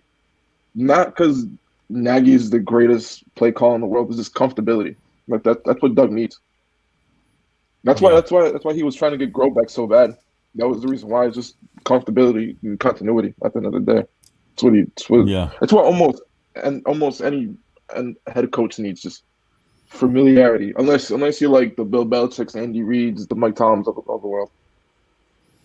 Because I really didn't expect. Look, I was like, in the air about Doug getting his job back. Even though if he said it, like I feel comfortable getting my job back. Like I still didn't kind of believe it, but I was actually really surprised just by how the whole season went. I know all the blame doesn't go on Doug either. Like I put blame on everybody. It's not just Doug. It's everybody within the organization. It's pretty much, Howie Roseman and this draft this past year. It's just how he's been drafting. It's putting veterans in front of these guys that get picked in the first round. Putting Jason Peters in front of Andre Dillard when he got drafted. It's so much to a point where Doug was talking about it's not all about one guy, and I understand what he's saying, but it's been about one guy, because when you have another guy that plays well, like Jordan Mailata played well at left tackle when he first started, he had some, obviously he's got some, hand, technical crap going on with his hand placement, and obviously you could fix that, but they just Chase Peters got healthy, they threw him in front of him. Alshon Jeffrey got healthy, which I speculated with Alshon Jeffrey that maybe they're trying to get trade value for him. Maybe they want to play him because they want to get some trade value out of him. Because honestly, I don't know at this point, still even now, I don't know what teams are really going to go after him. I mean, with that price tag he has on his head right now, with Zach Ertz being on IR earlier this year, obviously the rumors were, I think you had Baltimore and the Packers had a lot of interest in him as well. And, but he was on IR, so you can't trade anybody off IR. So obviously he's going to be gone. It's Dallas Goedert running the show. And Richard Rodgers just played better this year. I don't know why. Just played better. Jalen Hurts made Ertz look better. He had these big receptions, but there's a lot going on, and I don't know what's going to be the next move, to be honest. I mean, to be honest, I don't think Zach even wanted to play this here. I think he was just playing. I think he was just rolling with the punches at the end of the day. I mean, there's gonna be a lot of shaking out. A lot of shaking up. The one player that I think is gonna come back, and I don't know how to feel about it, is Jalen Mills. I think he's the one guy that's gonna come back. I think he's gonna get rid of it. Listen, man. Hey, listen. I actually like Jalen Mills better than the corner. I'll say that. I don't think he's the greatest safety in the world. I like him better as a safety than the corner. But I do think it's more than Jim Schwartz that likes him. I think the organization likes him that much. Yeah. I think they're gonna get rid of a lot of. I think Zach Ertz is gone. I think they're gonna trade Malik Jackson. Obviously Alshon, Deshaun. What do you think of Javon Hargrave this year? Do you give him a pass? Yeah, I do, and it's not the excuse of the 3-4. That's not the reason why. The reason why is the way he's taught how to play the position. Because the way he's taught how to play the position, even in college, if you look back, he's more of a read and react guy. This defensive line is more pin your ear back and go. And then you see him towards the end of the year where he started just to forget all that and he started bull rushing. But my main concern was that Cowboys game when Fletcher Cox was gone and there was no pressure. That was the one guy I was paying attention to on that defense, and I was disappointed. But I'm not going to give up on Javon Hargrave yet. I'm not yet.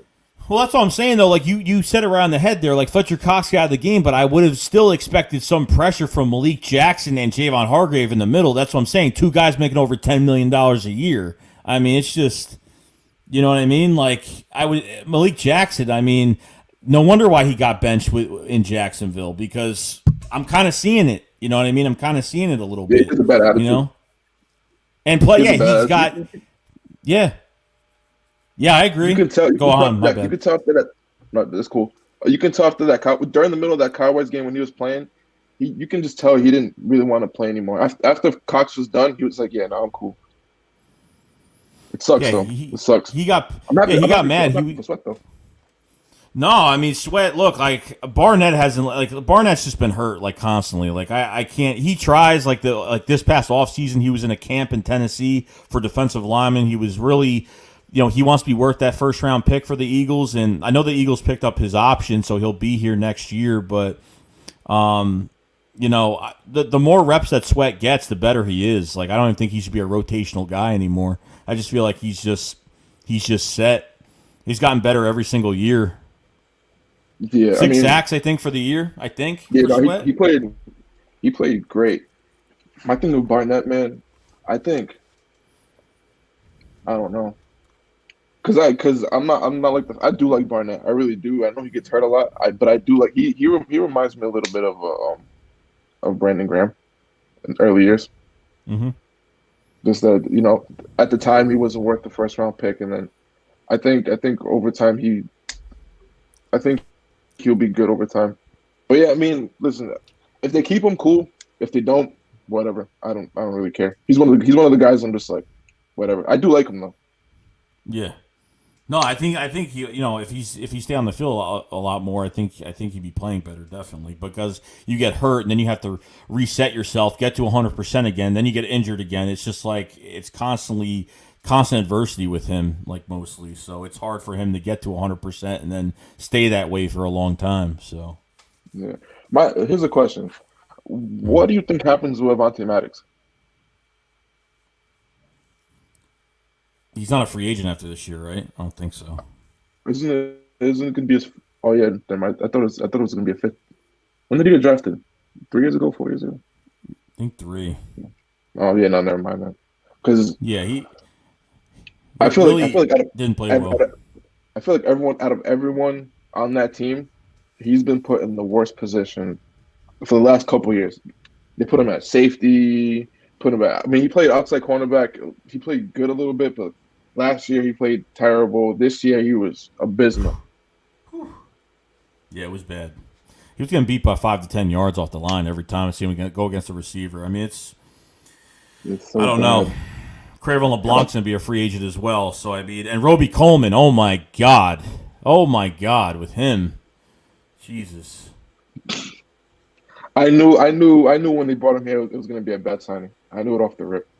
Here's a question. Why does Howie Roseman get these marquee names that, it's the name that flashes, but, like, I feel like he gets guys that are out of their play element of their years, like they're not in their prime years anymore. I don't know. Like, I feel like he gets these names. Like, he mentioned after signing Nickel Roby Coleman, he said that, I remember he was at his house at the time, and they did that thing at his house, and he said that, well, they wanted Nickel Roby Coleman back in 2017 off his rookie deal, and they wanted him that year. They couldn't afford him or they couldn't trade for him, and this is a few years later, and he's still still trying to go after him. You know what I mean? And they get him here. Yeah, no, Howie did this because Joe Douglas did the same exact thing when he was here. He does this thing where they kind of just look at a bunch of people and like, hey, I recognize that name. Let's just go get him. Yeah, I think that will be coming signing. I was like, the only reason why I thought you signed him was because he made that pass interference call in the Rams and Saints game. I think that's the only reason why they signed him. I thought that was a bad signing. When they brought him in, I was like, oh God, because Maddox wasn't that bad of a slot. I mean, no one really noticed him as slot except for a couple people, but Maddox wasn't that bad as a slot corner, a dime back, with a nickel back. He wasn't that bad, so he was serviceable. But that signing was stupid.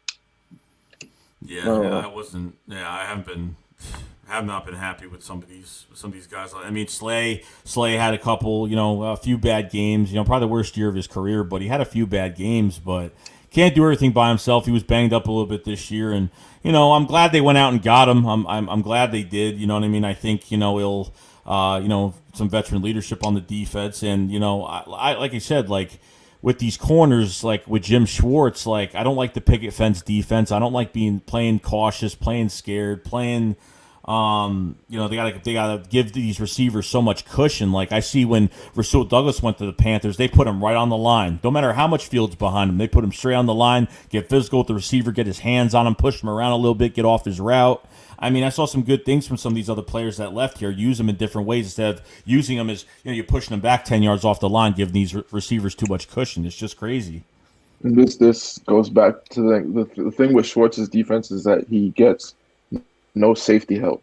And this, I've been banging my fist on the table of where is Kavon, because I mean Malcolm didn't play that well his last season here, but Malcolm masked a lot of the deficiencies of that defense.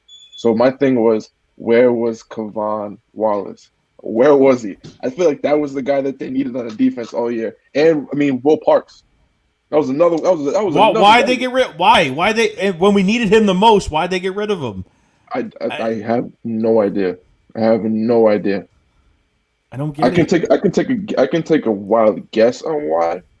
I think it was a maturity thing, because there was a lot of things where they were talking about like how, I think he was one of them, like Will Parks, because they were trying to trade him early. Remember they tried to trade him before the trade deadline. Him, yeah. They said something about John Hightower having immaturity issues. It was a lot of, but yeah, no, that Will Parks thing was stupid. But Kevon Wallace was the one person I was like, why aren't you using him? Why? Yeah. Yeah, and you know what? I don't know if Kavon Wallace is going to be. I don't know. I don't know what he's going to be in the league. I have no idea. The guy got an Eagles tattoo on his back this offseason, so this guy thought he's going to be here for the rest of his career. I have no idea. The guy talks a lot on Twitter. The guy, if you're not on this train, you're not. If you're not with us, then don't ride with us. Or he was tweeting stuff out earlier this season. We were losing, and I don't know what young the. players too. I mean, look, if Kevon Wallace could work out, I'd be happy. Like, I'm not a big fan of Rudy Ford. I'm not. Marcus Epps had, like, a couple good games. I mean, I'm not really a big Epps guy either. But, yeah, I don't, losing Malcolm was, I'd say the most emotional part of, especially that last offseason was losing Malcolm Jacobs. And I was at work when it happened, and I got in my car, and I was like, I can't believe it. I was so upset. Because out of all the players, since remember they were like out with the old and with the new, they only really got rid of Malcolm. That was the only one, and the one guy they needed to keep. They could have lost everybody else. That's the one guy they needed to keep, and they didn't. Yeah.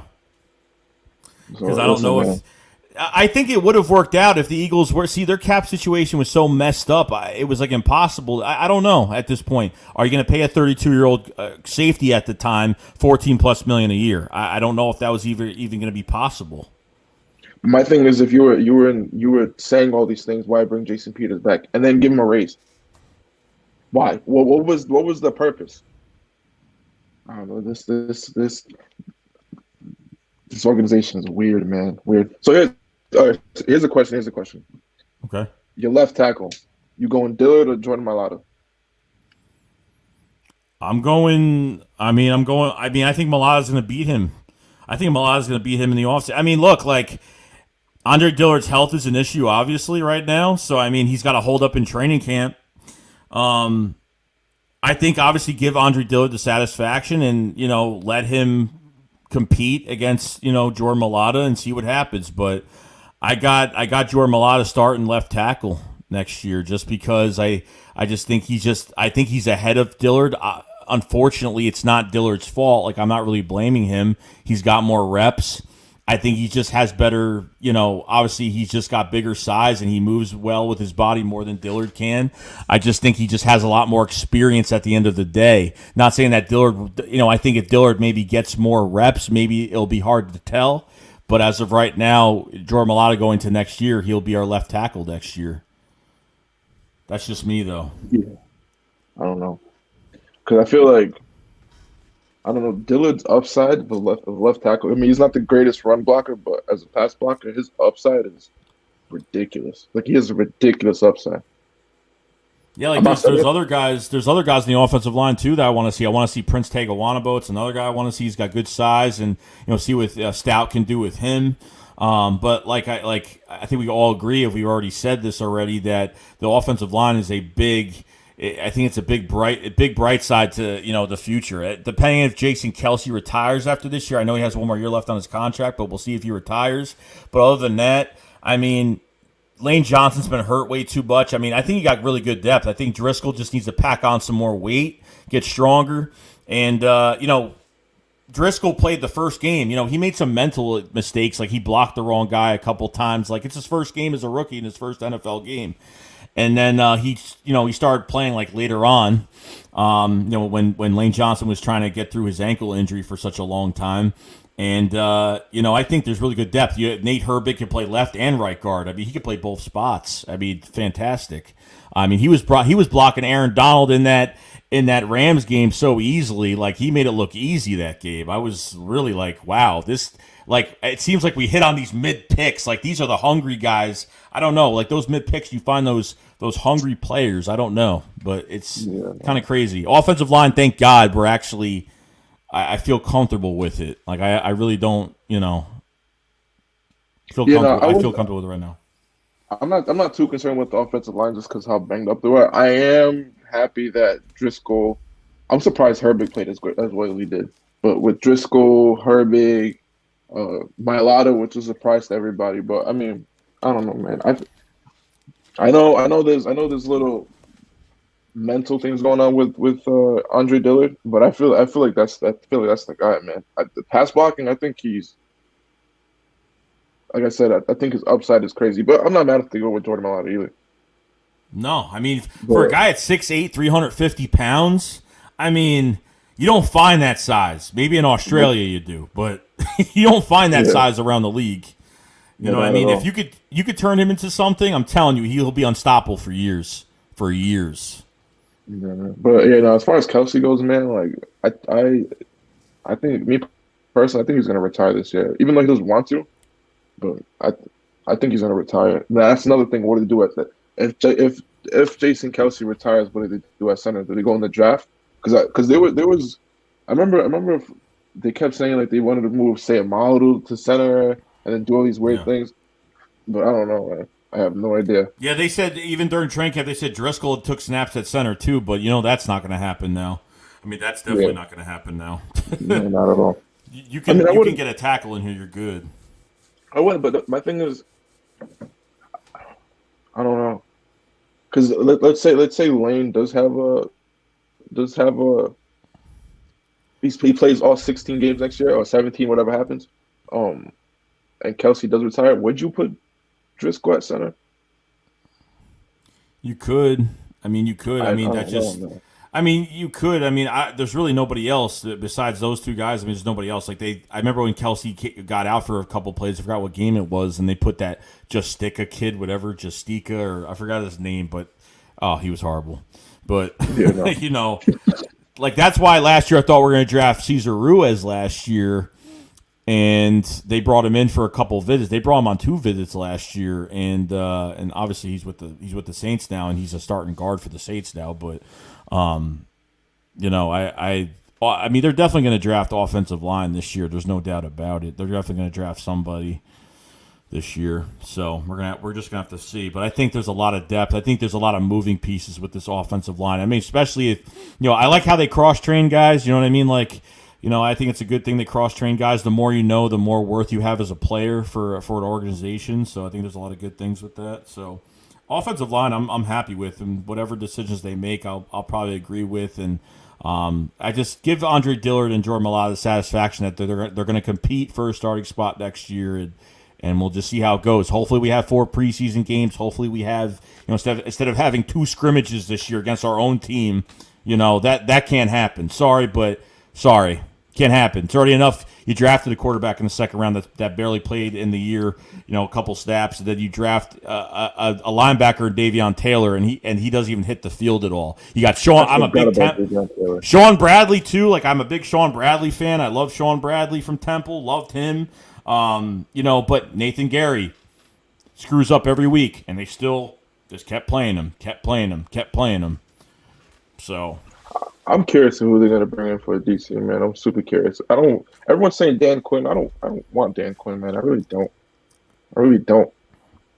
Dude, I really hope they don't move somebody up from the organization. Like that's what I'm afraid of. They're gonna promote from within again. I can't stand that. I'm gonna tell you something. That is 90% of the shit thing they're gonna do. They're gonna bring in Matt Burke. They're gonna bring him up.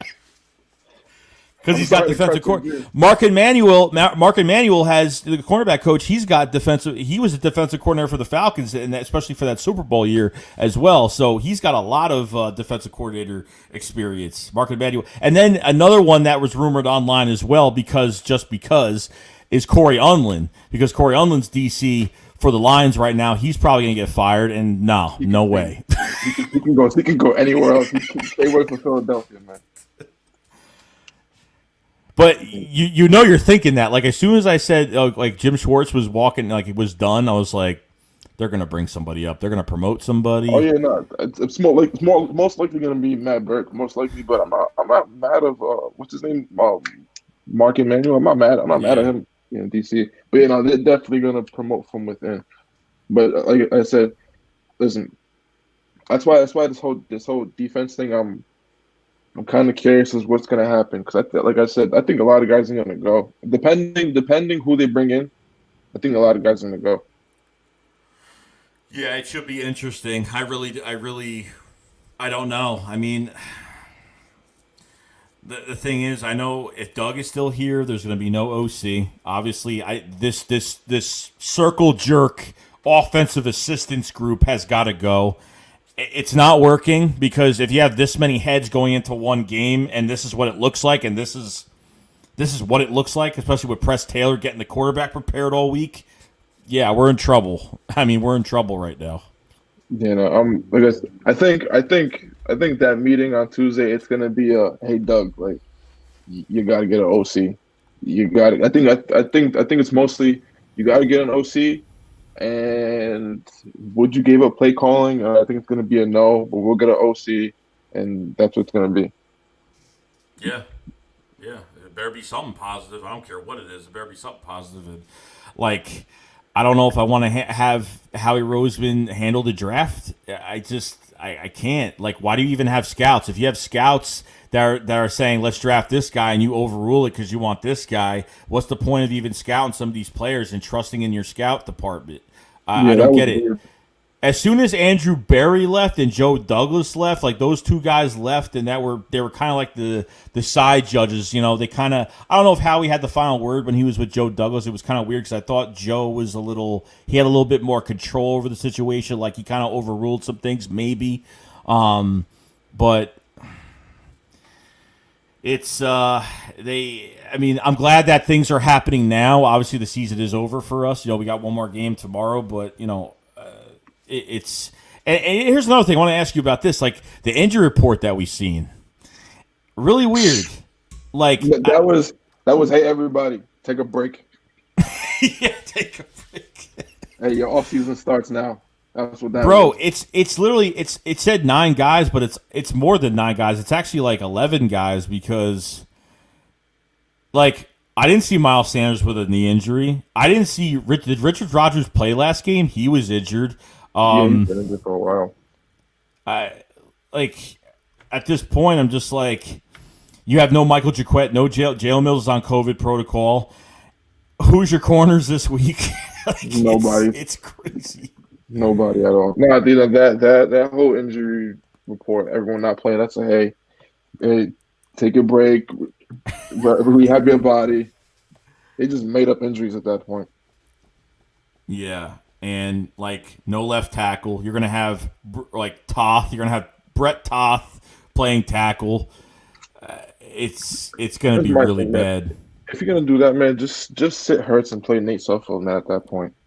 That's what I'm saying. Like, what's the point? Like, Brandon Brooks is practice. Why'd you put Brandon Brooks on the 21-day practice window? I think that was more for rehabbing type thing. I think that's what it was probably. for. It scared me at first. I was like, "Oh my god, why is he's not playing?" I was hoping he wasn't playing. I was hoping to God. I was gonna lose my mind if he did. Imagine he did. Oh my god, this whole fan base would kill Howie Roseman. Yeah. But I gotta say, with Brandon Brooks, man, I'm like with his just how hard he works when he gets hurt and all the adversity he's been through. I mean, I don't think this is a guy that's ever gonna get traded. I think he's gonna be here. You know, the guy just got paid a lot of money. So I'm not really sure what's going to happen. I mean, I'd probably, as much as I hate it, you know, if there was someone to go on this offensive line, it'd probably be. I mean, Jason Pierce is already automatically gone because that 1-year deal. But Lane Johnson would probably be like maybe they would move him and get something for him if that was the case, just because of his injury history.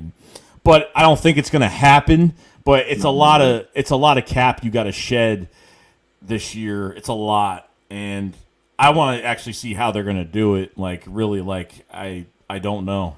I really don't know. Yeah, man, I'm curious too. That's why I said I think a lot of the guys on the defense are going to be gone, man. Gone. I think they're going to try to retain most of the people on that offense. Obviously, the young guys. So I want to ask you this. So Greg Ward and Travis Fulgham are free agents this year. Are you trying to resign one of them? I was trying to resign both of them. Both of them. They're not going to get much money, obviously, because no, that's the reason why they're cheap, and you know what you got in them, and especially with Fulgham. Fulgham is a good project for Aaron Moorhead. I feel like he can be a Kenny Galladay at his peak. A Tyler Boyd, Kenny Galladay at his peak. I think that's what he can be, which is a number one for us. Yeah. I So mean, if I'm them, I'm trying to bring back both of them. But if you're gonna try and bring back the two, Greg Ward. I like Fulgham, man, but I don't know because Greg Ward's more the safe bet right now. Even though I know Fulgham has it in him to be that guy because we've seen it for a little bit, but I'm keeping Ward. Better choose. what about Marquise Goodwin and Deshaun Jackson? I think they're both gone. It sucks. It sucks because I do like Deshaun Jackson, man, but he can't stay healthy for nothing. So No, literally, literally, there's no need for you there. So I think they're just gonna offload Marquise Goodwin. How much he's gonna be on the cap for next year? Might as well save a couple $1,000,000. Yeah, he hasn't been good since 2017. That was his last good year. He had over 1,000 yards that year. Did he get hurt that year too? I don't remember. I'm pretty sure he got hurt that year. He's been hurt a lot after that, though. I mean, he only played, 2 games last year, the year before, with San Francisco. So, I mean, at this point, I like when he took the year off, I really wasn't even mad. I think even with the linebacker group, too, you go to that with Jatavis Brown retiring, I was like, damn. I'm like, that was horrible. Like, I really want to see what Jatavis Brown could do because he, statistically, he wasn't great, but he came in with the Chargers on some injuries and played pretty good. Came in there and did some good things, and then he retired and couldn't play for us. So I was kind of upset about that. Yeah, I'm surprised they didn't address that linebacker group when that happened. I'm surprised they didn't. When they released Nigel Bradham, I said, okay, they're going to try to make this linebacker like there's something's going to happen. They're going to try to make some changes, and I was actually excited. Like they really got rid of Nigel Bradham. I was really surprised. Yeah. So and they did nothing. Really. I think it's so confusing. Why did they believe in Nate Gary that much? That was my thing. Why are you believing this guy that much? Out of that whole group, because last year Nate Gary made, we had injuries to linebacker last year, and Nate Gary made a lot of the calls last year, and he played okay last year. Didn't play horrible, not like this year, but he played pretty okay, not too bad. But I think because he's like a vet now. Like that's how he is to all these like in the room. That's what I'm saying. Like that's the issue I'm having because he's a vet. I don't want to hear it. A lot of these vets stink. As soon as Chase Claypool was in the slot in that game, I was like, yep, he is French toast fried. And that's what happened. And Jim Schwartz just kept defending him. He was the Doug Peterson on defense. That when Doug would defend Carson every single week, Jim Schwartz defended Nathan Gary every single week. Defended his play every week. And I don't get it. I don't get why. I mean, I feel like I don't know. I have no idea, man. I'm just so upset with Carson, man. Every time someone says Carson Wentz's name, I frown. You get up to you're like you die inside just a little bit more and more each time you say his name. You have no idea how much I was fighting with a lot of people about how Carson Wentz is the top 10 quarterback, and then this happens, and I'm like, I got nothing to say. Bro, I made a video after the first game, and I said something's wrong. I said the title was "The Truth About Carson Wentz," and people just jumped on me for it. I mean, and it was the first game, but it didn't look good. The play calling was really bad, and the way he was throwing the football, and just his progressions, and just his mechanics, just. Came and throw the football in stride, underthrowing, overthrowing. Came and throw a screen pass. You can't even throw a screen pass. You're throwing it out behind. You're throwing it behind the line of scrimmage. But here, my thing is last season, even though Wentz played great the last 4 games, his mechanics was still pretty bad most of that season. Why wasn't that an issue that was addressed? Why are you telling this guy to go gain 150 pounds and look like a Hulk? Why aren't you telling this guy to work on his mechanics? Yeah. And then when we should have saw the signs, man. After last season, I saw his mechanics. I was like, hey, he's winning games this way, whatever. And when during the offseason when Rich Gangarello was like, hey, no, we're gonna let Carson just let him be Carson. And then all this happens. And then he gets benched and Hurts comes in and his mechanics aren't that great either. Yeah, because pretty much the first So game when I he don't came know. in, it was all running, and then like he passed well in that. He passed well in that Arizona game. I mean, what was around? I mean, the rest of the team didn't really play good. He played okay. He played pretty good, but the rest of the team just didn't really play well. Obviously, we were down cornerbacks. Obviously, in that Arizona game, we lost 4 players in 2 plays on defense. I mean, I want to like choke it's Howard, bro. Oh my dude. God, I want to choke this guy. We changed the medical staff the past 3 years, and then like, what are you gonna do? Change it again? Like, what are these guys doing to replenish their bodies? Like, what are they doing after games? Like, what are they drinking? Are they hydrating themselves? Like, what's the issue here? Like, I don't even get it at this point. I don't know, man. This is a confusing team. This is the most confusing team in the league, bro. I don't understand it. No, I really don't. I don't get it. Like, I hear these other. I go on YouTube. Sometimes I get videos that are recommended to me. And these other guys from other live streams are doing like. They're doing like, they're going over their teams and like they're acting like they got the worst team in the world with their problems. I'm like, you don't even know what problems are. You don't even know what problems are. Uh-oh. You That's there, what I'm Colm? saying. Oh, okay. Yeah. Hey, no, I mean that's the thing with this offense. We shouldn't have been this bad, dude. Like we shouldn't have been this bad. It makes no sense. I don't know, man. I have no idea. But It's a mess. I gotta get up out of here. Final thoughts. Do you think they move Carson? Dude, I honestly don't know if they will. I mean, the only thing I'm confused about is this quarterback situation. I mean, I have a feeling that both of them are going to be in the same room next year, which I really don't agree with. But if a team comes up to them and says, "Hey, and it's got to be a team with deep pockets that's ready to pay and take some of this money off the books." And if they're able to do that, if they get an offer where they're able to do that and they make some type of arrangement where they're able to take some money off the books, then maybe. I mean, at this point, I don't know, but do I agree with it? Dude, it's hard, like, because it's a really bad year for Carson Wentz. Because like Jalen Hurts could come in next year and could play horrible. Like he can. It could happen. You never know. But, I think if there's the right offer on the table, they will do it. But I think if there's nothing that's like promising, I think he'll be here. I think next year will be the year for Carson Wentz, and that's it. If he plays like he played this year, next year, then yeah, we have a problem.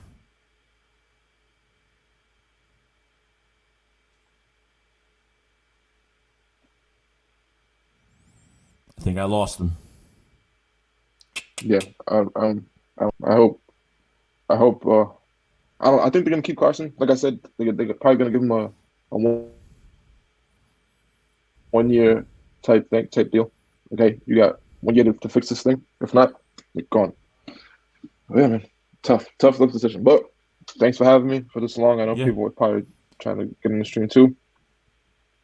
Yeah, I appreciate it, man. Colm, thank you for coming in, man. Do appreciate it, dude. All right, man. Have a good night. All right, you too, man.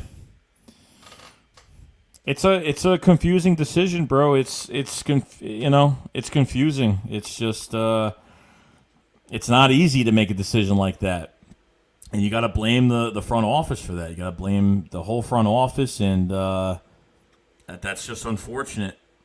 Just unfortunate. Unfortunate for everybody. All right, guys. You guys want to come in? Here's the link. I'm going to run for a little bit longer. I'm not going like 3 hours tonight, but tomorrow I should be doing a stream earlier in the day, talk about the game. So we'll see what happens, but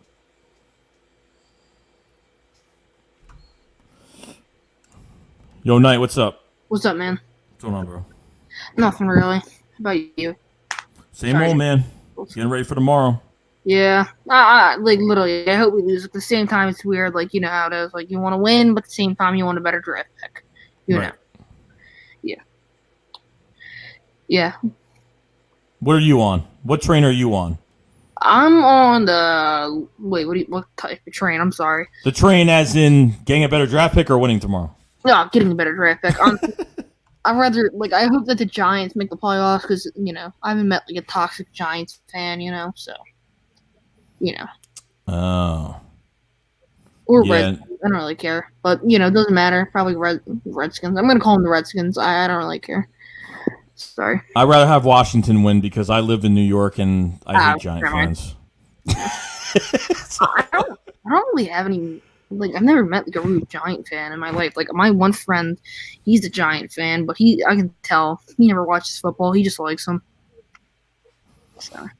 Yeah, I mean, I'm more around Jet fans than Giant fans, but I know some Giant fans, but I'm more around Jet I'm pretty fans sure a little bit more. Yeah, I'm pretty sure no Jet fans are going to be talking at all. No, they're talking about what quarterback they're getting, so that's about it. Yeah, I like Trey. I really like Trey Lance. I would rather have him over Justin Fields. Yeah, I've been liking both of those guys. I really have. I feel like Trevor Lawrence isn't that good under pressure. Sorry, not under pressure. I don't like him that much. Yeah. Dude, I think he has bust written all over him. Yeah, I hate that. Everybody's like, "Oh, Trevor Lawrence." I'm like, see, if I'm gonna rate him, I'm gonna go Zach Wilson. I like Zach Wilson a lot, and I'm gonna go Trey Lance. Almost forgot his name for a sec, and then I would go Justin Fields and whatever. So, with the moves already from now, with Jim Schwartz leaving next DC, do you think they hire from within, or do you think they go out and get some new blood? Get some new blood. I don't like our defensive, kind of coordinators at all. I don't know. Yeah, I agree. I mean, I hope they get new blood. I mean, that's what I'm hoping for. That's what I've been saying all day today on the stream. All day, I've been saying the same thing, and I really hope they don't hire from within. That's the last thing I want. Yeah. I have a feeling that Matt Burke's going to be the DC, which I really don't want to happen. Oh, no. Yeah, I don't really pay attention to the coordinators, but if something comes out, I get a ring, see what it is. Yeah. What is Schwartz, retiring, right? Or he's taking the year off, and then he's going to contemplate whether he's going to retire after next year. So that's pretty much what he's doing. Yeah, probably he's going to retire himself. He did the same thing a few years ago. He did the same thing, I think, at 16. I think before we got him, he took a year off. Mm-hmm. He took a year off, and then he decided to join us. So, so who do you want? Who do you want in the draft? So, are you willing to trade back, or who are you trying to target in the draft this year? I don't know. Didn't Micah Parsons say something about us? I don't know. I'm not sure. I'm not sure. My friend told me that, but I don't really know.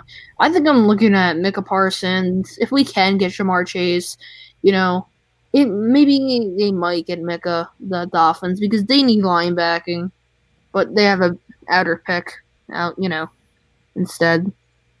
I really think it's more of, in my mind, I think I would rather have Micah. Linebacking core isn't that good. I mean, Alex Singleton's amazing. I like him a lot. Yeah. And that's I don't like their other linebackers beside Alex Singleton. Yeah, I mean, pretty much besides Alex Singleton, I agree. I mean, not really a big fan. I mean, I think some of these guys really haven't had chances, like Davion Taylor and Sherrod Bradley, and some of these other guys really didn't have chances this year. But I mean, T.J. Edwards is like, I'm all right. Like he's all right. Okay. He's all right, but I don't think he's like anything amazing. I think he's maybe a good backup at this point. But yeah, Alex Singleton's been all over the field. Alex Singleton's been my guy, so been liking him. Yeah, he did good in the Giants game, the second one when we lost, of course. Yeah, definitely. Now, Howie Roseman definitely has to go. And honestly, at this point, I don't know if it's going to happen. I mean, we still have time, obviously. I mean, we're not in a rush right now, but something's got to get done soon because obviously this team needs to prepare for the free agency of the draft and everything. So I'm hoping that Howie Roseman is out the door and some things do happen. So yeah, I want him to go, but for a fact, we know he's not going to go because I think didn't Lurie say something like he's a brother to him or whatever. Probably, yeah. Yeah. Yeah.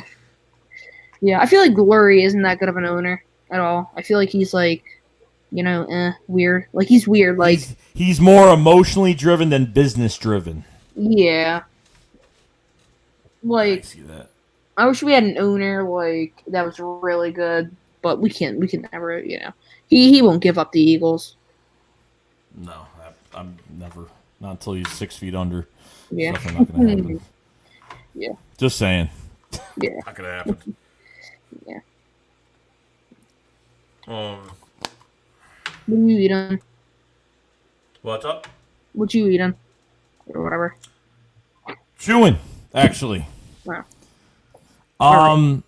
What when it comes to Doug Pederson, right? So Doug Pederson obviously going to be the coach next year. Now, do you think he's but he's probably is going to play call next year. I mean, that's what I think. I don't think he'll ever give it up, but I think the assistant coaches around him, like that circle he has with Rich Sangrel and with Marty and all those other guys, like I think that's got to stop. Like he can't have that anymore. Mm-hmm. Yeah. I really like Doug, honestly. Like, I hate that people call him fake. Like, I like him. The play calling's bad and all, but, like, when we won the Super Bowl, I don't know. I feel like Frank Reich was doing most of it. I know that sounds like, weird, but. Yeah. Mm-hmm. No, it's not. It's not weird because that's what everybody, 100% of the fan base probably agrees with you. So. Yeah. Yeah. Honestly, I feel like this season, if I go back and let's just say Wentz wasn't, like, let's just say if we started Hurts in the beginning of the season, I bet that we probably would be still playoff contenders. You know what I mean? If we knew it was going to happen with Wentz. Yeah, I mean, I like playoff contenders. I don't know, but I know. You know what I mean, like just NFC East contenders. Yeah. By a landslide, we would have won the East by a landslide. I mean, look, I'm not saying that it would have been an unstoppable year if Jalen Hurts, came in after week 4 or 5 of the season, but we would have had a few more wins under our belt regardless. Yeah, we probably would at least have like right now 6, maybe like 7. Yeah. Something better than what we have now. That's definite. Yeah, I wish. We made decisions way too late this season this year, unfortunately. Yeah. Honestly, let's just talk about Roseman. Like, I feel like Howie Roseman, like, he's been making weird picks and all that. Like, before I even, like, I know this sounds weird. I'm an Eagles fan. Like, I guess you could say I kind of, like, started watching it in 2016 football, but I didn't really start, like, watching every single game until, like, last year. So, it's kind of funny. Yeah, Yeah, no, it's a hard team to root for, man. But it's a great culture, and it's always unfortunately this year, 2020 has just been a bad year. But I can't wait to get back to the games. I can't wait to go to the games next year. I'm usually at 5 or 6 games a year. I wish I could go. It's an experience that you'll never forget, man. Trust me. Yeah, I've never been to, like, a game, like, anything like that, ever. I've been, like, the type of person to just really sit in the house, watch the games, and... There's nothing wrong with that either. There's nothing wrong with that, but I think if you're an Eagles fan, you got, at least any NFL fan at this point, you should go to at least one game. You go to at least, like, one game, I mean, just to do it once, you know what I mean? And trust me, I've went to games, got stuck, and I've been stuck on the highway. I went to games when it was snowing. I've been... sometimes it's a really huge day. It's a long day when you get home from a game. I mean, depending on how far. I mean, I drive 2.5 hours to get to Philly. So yeah, I live in New Jersey, so it's gonna. Then you're good. Yeah. You're good. I don't know where it is. Whatever. Depending on where you are, you're probably an hour and a half, probably close to 2 hours away. Probably less further than I am. So I'm not gonna say anything I'm just gonna say New Jersey, but honestly. I think the team needs changes. Like you said, we made changes late in the season. If we didn't make changes late in the season, probably would have been a lot better. Yeah. No, I think so. I think they just made these decisions way too late in the season and kind of screwed us in the end. So that's pretty much what happened. So, Hyper Diet, you got anything else you want to say about just overall, just what you're looking for in the offseason? And obviously with some of these, we have to shed a lot of cap space. Do you think Carson Wentz is still going to be on this roster next year? Do you think if they get an offer from a team that has deep pockets, you think he'll be gone? Mm-hmm. Yeah, like I made something. I'm not going to go over it. Like I made something explaining like what I would do. Like I said I would re-sign Alex Hamilton and Richard Rodgers. I said a lot of stuff. Like I made like kind of like a paper about it. I have it. I'm not going to say everything about it because it's not too long, but still at the same time, Yeah. I think that Wentz might be gone, if I'm going to be honest. Like, if they shoot up Hurts and Hurts wins, then Wentz is going to be gone. If Hurts doesn't win, then there's going to be a quarterback competition during the off season, And I think that, and for free agents, if we can land AJ Green, I say that we get him, But we're going to declare a lot of, cap before that. So, Yeah, no, I don't think. I mean, look, like I appreciate opinions, but with AJ Green, bro, I don't even know because his injury history and he was franchise tagged as a 32-year-old receiver. I mean, he got a franchise tag on a 32-year-old receiver, which it really doesn't happen that much because of how old he is, how old a player is. You really don't get franchise tag at that age. But I think AJ Green deserves a better scenery. I think he needs to be on another team. I think he deserves to win a chip. You know what I mean? What do you think about us getting Patrick Pederson for the cornerback core? What do you think about that? I think we've already tried it. We've tried to trade for Patrick Pederson. I don't know if it was last year or the year before. I forgot. It was like by the deadline or it was in the offseason. I forgot when it was. I know we tried trade for him, but I mean, I think he could definitely still play for his age. But I think going in the draft is where this team's got get away from free agency a little bit. Depending on certain positions, if you have to fill them up and don't want to fill them up, and you feel that you can't afford them later on if you're not going to get them in the draft. I think you go out in the draft, you go get a corner in the draft. I mean, logically in the first round, I think we go defense. That's just me. But if they're able to, depending on three teams that lose Sunday, you can go from the 6th overall pick we to need Texans to lose pretty much, and we're chilling. Put it that way. You have Texans. Texans win. Texans have to win against Tennessee, and I think what I'm saying is, like, if the Texans win, put it this way, if the Texans win, we're pretty much already up there in my mind, because it's not like the Falcons are going to take a receiver. It's not like the Bengals are going to take a receiver, and I'm pretty sure if we lose, wouldn't that just put them above us, or would they be below us still? Yeah, no, I think if we lose automatically just by Washington, I think we do. I think we have it. I don't know if we move up. I think we stay in the same spot, losing to Washington. I don't know if I think it depends on those three other teams that have to win this Sunday. I'm not sure if we move up from a loss from Washington, but I think the only team that could jump and get a receiver, obviously, is the Dolphins. I think they have 3rd overall pick, and that was from the Texans. So they're probably the only team I'm really worried about, but someone's going to drop to us regardless. It doesn't even matter at this point. Like, we need a playmaker in here, or if they want to go logically defensive side of the ball, go get a corner or go get a linebacker, depending on what you want to do. I don't know. I mean, there's a lot of different things they could do. It's real early right now, so we haven't even hit free agency yet. Haven't even seen the moves the Eagles are doing to this roster yet. So obviously we'll see what's going to happen. Yeah, like, I've done my fair share of mock drafts. Like, I think I know what's going to happen. But, like, I've ran through it a few times, and I really think the Dolphins could honestly get Micah Parsons over Jamar Chase. And I know this sounds crazy and all, but remember, Micah Parsons is the better prospect than Jamar Chase. And who knows, Jamar Chase falls down a tiny bit, He's still the first receiver. He's still a tiny bit lower, I think that they could still take Micah because they do need linebacking, and Micah's amazing too.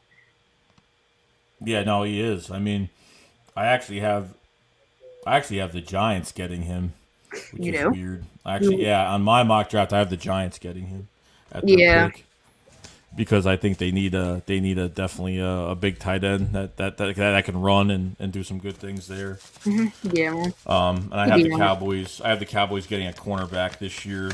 I think they need corner help this year, definitely. Oh yeah, 100%. Like Trayvon Diggs, I think is really good, but they can't stick with one cornerback and let the other ones. You're gonna have to need one more. Yeah, I don't like their secondary. I don't like Anthony Brown. I think Anthony Brown's maybe their best guy, but even Shadobi Awuzie, whatever his name is. But I mean, Trevon Diggs. I mean, to me, I don't think he's played really well. I think he had too much hype coming into the draft, and as soon as the Cowboys drafted him, they thought he was going to be some shutdown, which he's definitely not. But I mean, Yeah, he's I playing think he's okay, but he's not fantastic. Yeah, I would stick with him. He could be like third, maybe second corner. I know third is probably backup. I don't even know. I think I count third as whatchamacallit, but still. Like for my top 8 for picks, I have this is just old. I still have the Jags going Trevor Lawrence. I'm just gonna wait on that. The first 2 picks are gonna be a little confusing.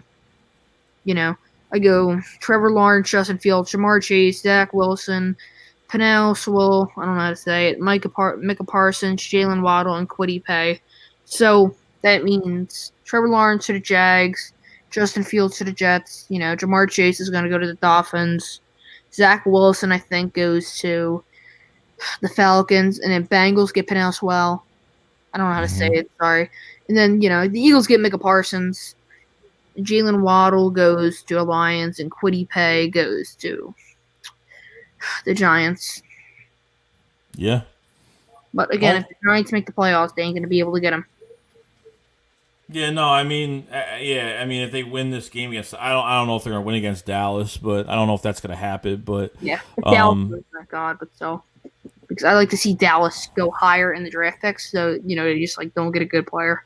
Yeah, no, I mean, definitely us losing against them was, obviously I thought we were going to win that game. I thought going into the game, I felt a little comfortable, but yeah, I felt a little shaky going in that game because usually it'd be sorry if I keep cutting you off. I'm not trying. No, you're good. No, you're good. You're good. No problem. Yeah, I was kind of shaky. I was usually we go 1-on-1 with them in the season. We beat them early on. It kind of got me shaken. I was if we lose, it's because the 1-on-1 thing that usually happens. I'm pretty sure, but Yeah, I mean, usually we do split with them, so that's the most of what definitely. Our Super Bowl season. Yeah, our Super Bowl season, we didn't even whatchamacallit. We didn't even 2-0 them. We literally split with them. Yeah. But hey, it's going to be a very, very busy off season, and they're already starting to make moves now. We'll wait until Doug has his little meeting with Jeffrey Lurie on Tuesday, and then we'll see what happens. Yeah, I'm just going to finish up my mock draft. But, when I think about it, I don't think the Cowboys are going to be able to get anybody defensively. I think they'll get somebody with their offensive line because, I think. Yeah. Definitely the offensive line will definitely. I think, we're comfortable with that, but I think they'll still draft somebody regardless. Yeah, like usual. What happens. Yeah, definitely. So, All right, Hyper, and I got some other people here, but I appreciate you calling in, man, for another time. Much appreciated, bro. Yeah, man, I might be here whenever you stream again, but, it's nice seeing you. Yeah, you too, man. And see you, man. All right, man. Have a good night. I will. Bye. Bye. If we, I swear to God, if we actually sign AJ Green, I'd be so mad. I'd be so pissed. Oh man.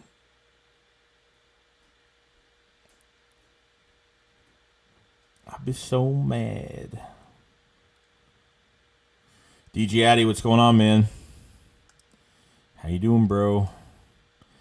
Yo, Steelers Bullies, you always say, can I join? And I say for the 10th millionth time, I put out a link, you join the link, and that's it. Matt says, holes would be through by wall if we sign AJ Green. By the way, Matt, get online after this. Nitro Freak, what's going on, man? Says I wouldn't mind signing Chris Godwin. I would love Chris Godwin. I would love it.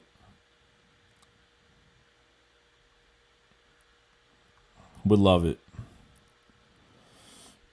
If you guys haven't subscribed to Nitro Freak either, please subscribe to his YouTube channel. He's covering the Sixers right now, going pretty much live play-by-play with all of the games. So do go to his channel, hit the subscribe button. Much appreciated. There's 103 people in here. If you guys haven't subscribed to my channel either, hit the subscribe button. Obviously, a lot more videos, a lot more collabs. This channel doesn't stop all year. If the off-season comes, that's where I'm mostly busy at. So much appreciate everybody that's in here. Hit the like button. If you haven't hit the like button, hit it. Really does go a long way for this channel. Much appreciate everybody that's in here sticking around. Another live stream today. We're going to have another live stream probably tomorrow earlier in the day, like 12, 1 o'clock, something like that. Something early. And we're gonna get this thing going. So I'm gonna put in the link again here. Actually, I'm gonna go to the bathroom real quick. I'll be right back.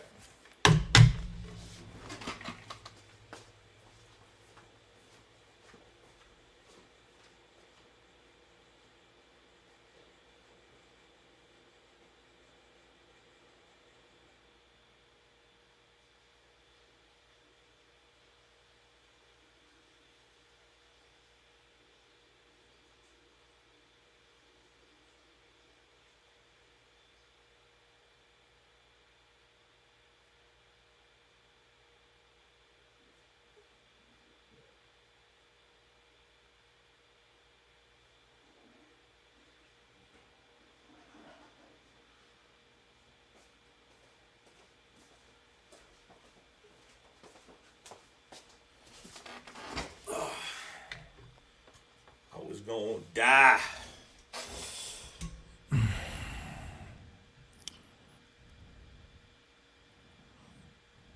All right. Yo, Jay, what's going on, man? What's up, bro? Bro, what's up? Hey, man. What do you think? Where we going with this draft, man?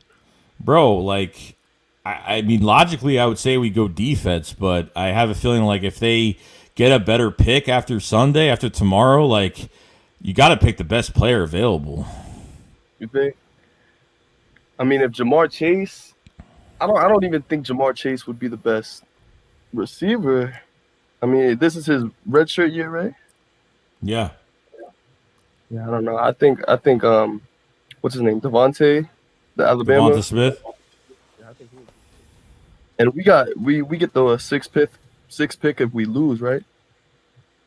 Yeah, well, yeah. So I think we'll have 6 overall pick, and then if depending on 3 other teams, if 3 other teams lose, we can move up a lot more to the 3rd overall pick if it's possible. But even if one of those teams lose, we'll still move up another pick. Okay, yeah. So I think either way, we get a good draft. I mean, we could go many different ways. We could get a receiver. I think Patrick Surtain would be a safe pick for the defense.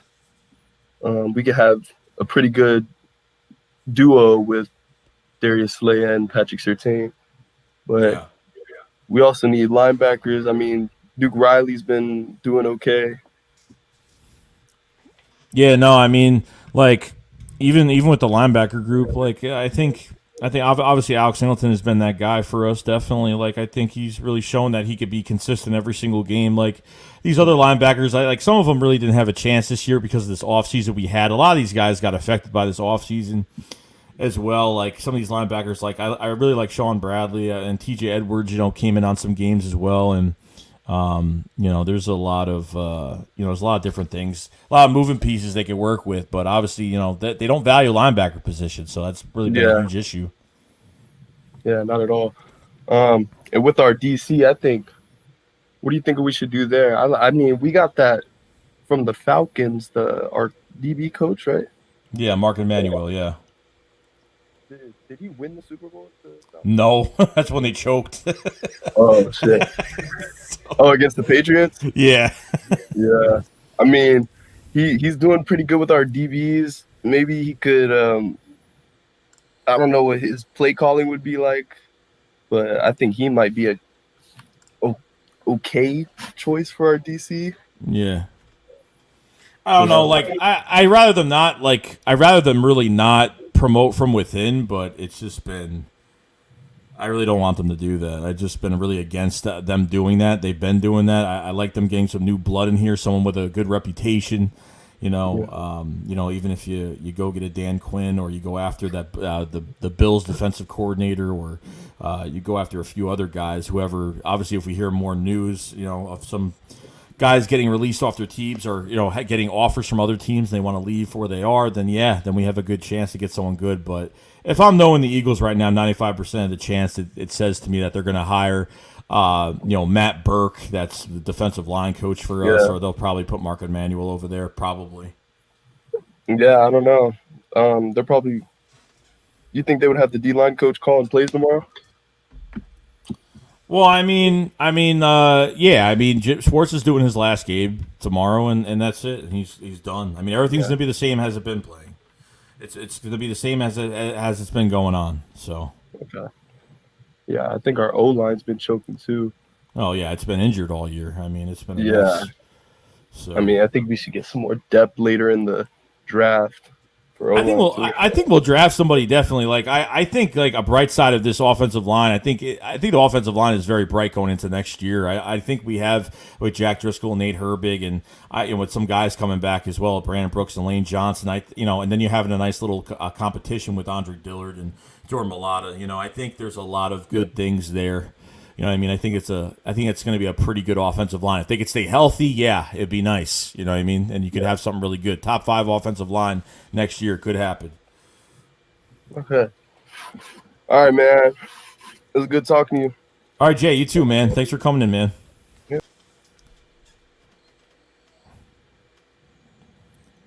All right.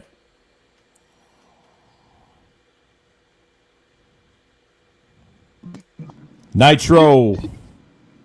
What up? How you doing, man? Yo, welcome. The first time, welcome to the channel.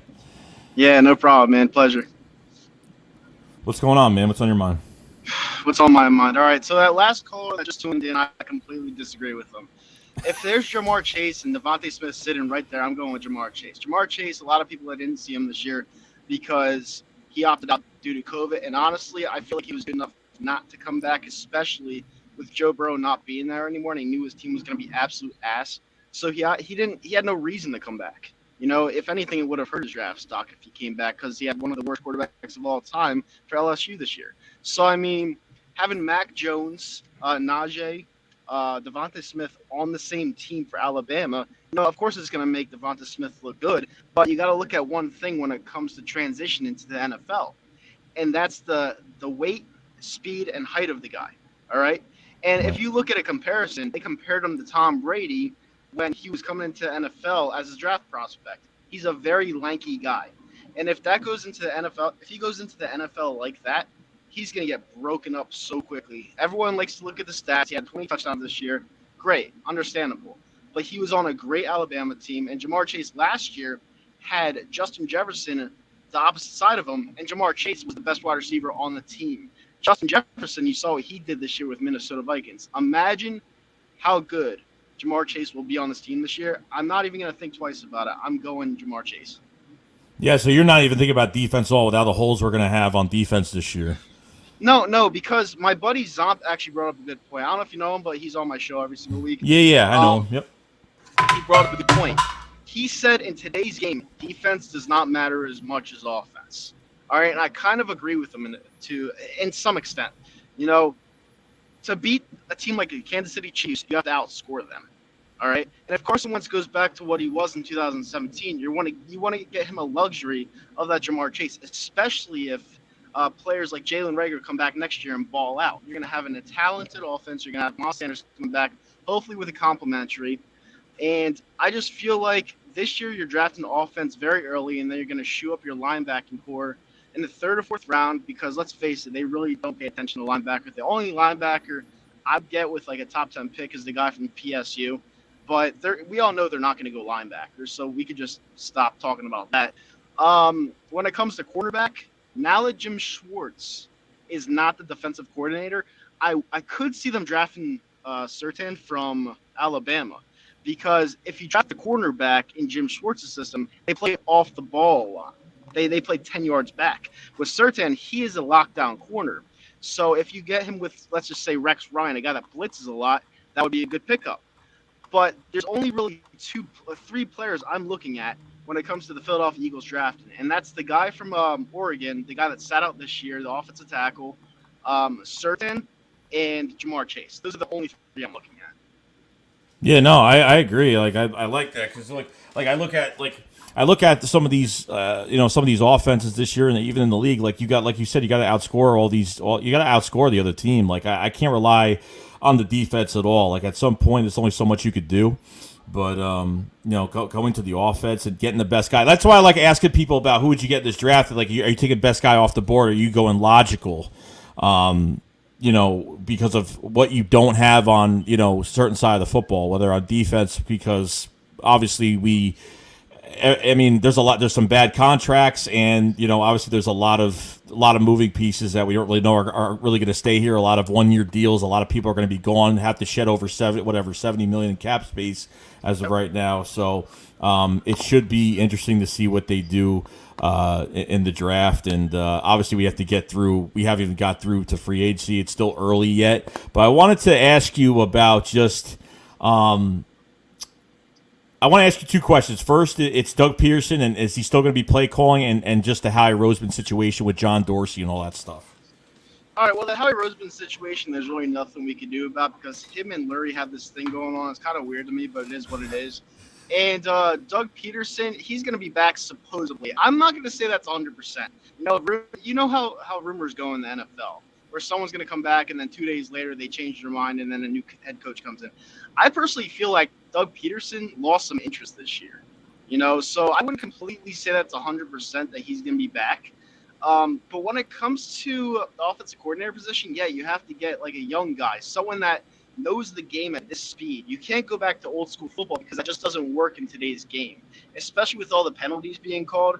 You need to make a fast offense, not like a Chip Kelly offense where it's too fast to where you're keeping your defense on the field 40 minutes a game, somewhere in between, but like an up tempo most of the game, because that's all that works in the NFL nowadays. That's just it's not rocket science, honestly. That's all that works. And as for defensive coordinator, I think I mentioned his name before. I would bring in Rex Ryan. I truly would. Yeah, I heard a few people said that today. Yeah, I would bring him back because he has ties in Philadelphia with his dad, and I just feel like he would love it here. And when you have a coach that loves the city, sky's the limit. Yeah, interesting. Yeah, like the one thing I don't want them to do is promote from within, because they have plenty of people on this defensive coaching staff that they could just put at defensive coordinator, and they got to stop doing that too. Right. They really got to stop doing that. No, and a lot of people say that they should promote someone like Deuce Staley to offensive coordinator. And listen, you might disagree with me here. I would actually love Deuce Staley as an offensive coordinator. I think he has what it takes to take the next step.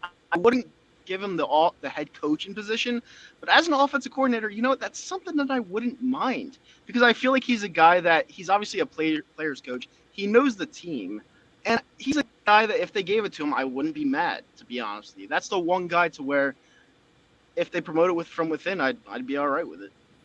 Yeah, I know that's what we kind of wanted. That's kind of what we wanted, but we didn't want Mike Groh as OC, but we kind of complained about that year and how bad, like, couldn't use these receivers, and trading for Golden Tate for a 3rd-round pick and using him as a 3rd-down receiver. Just, and then we look at this year and just see that obviously there's a lot more wrong with this team. It's not even just the roster, but it's just internally within the front office and just how they're doing things. And obviously with the drastic drama with the 2nd-round pick and everything that's going on, that turned out to be a problem later down the road.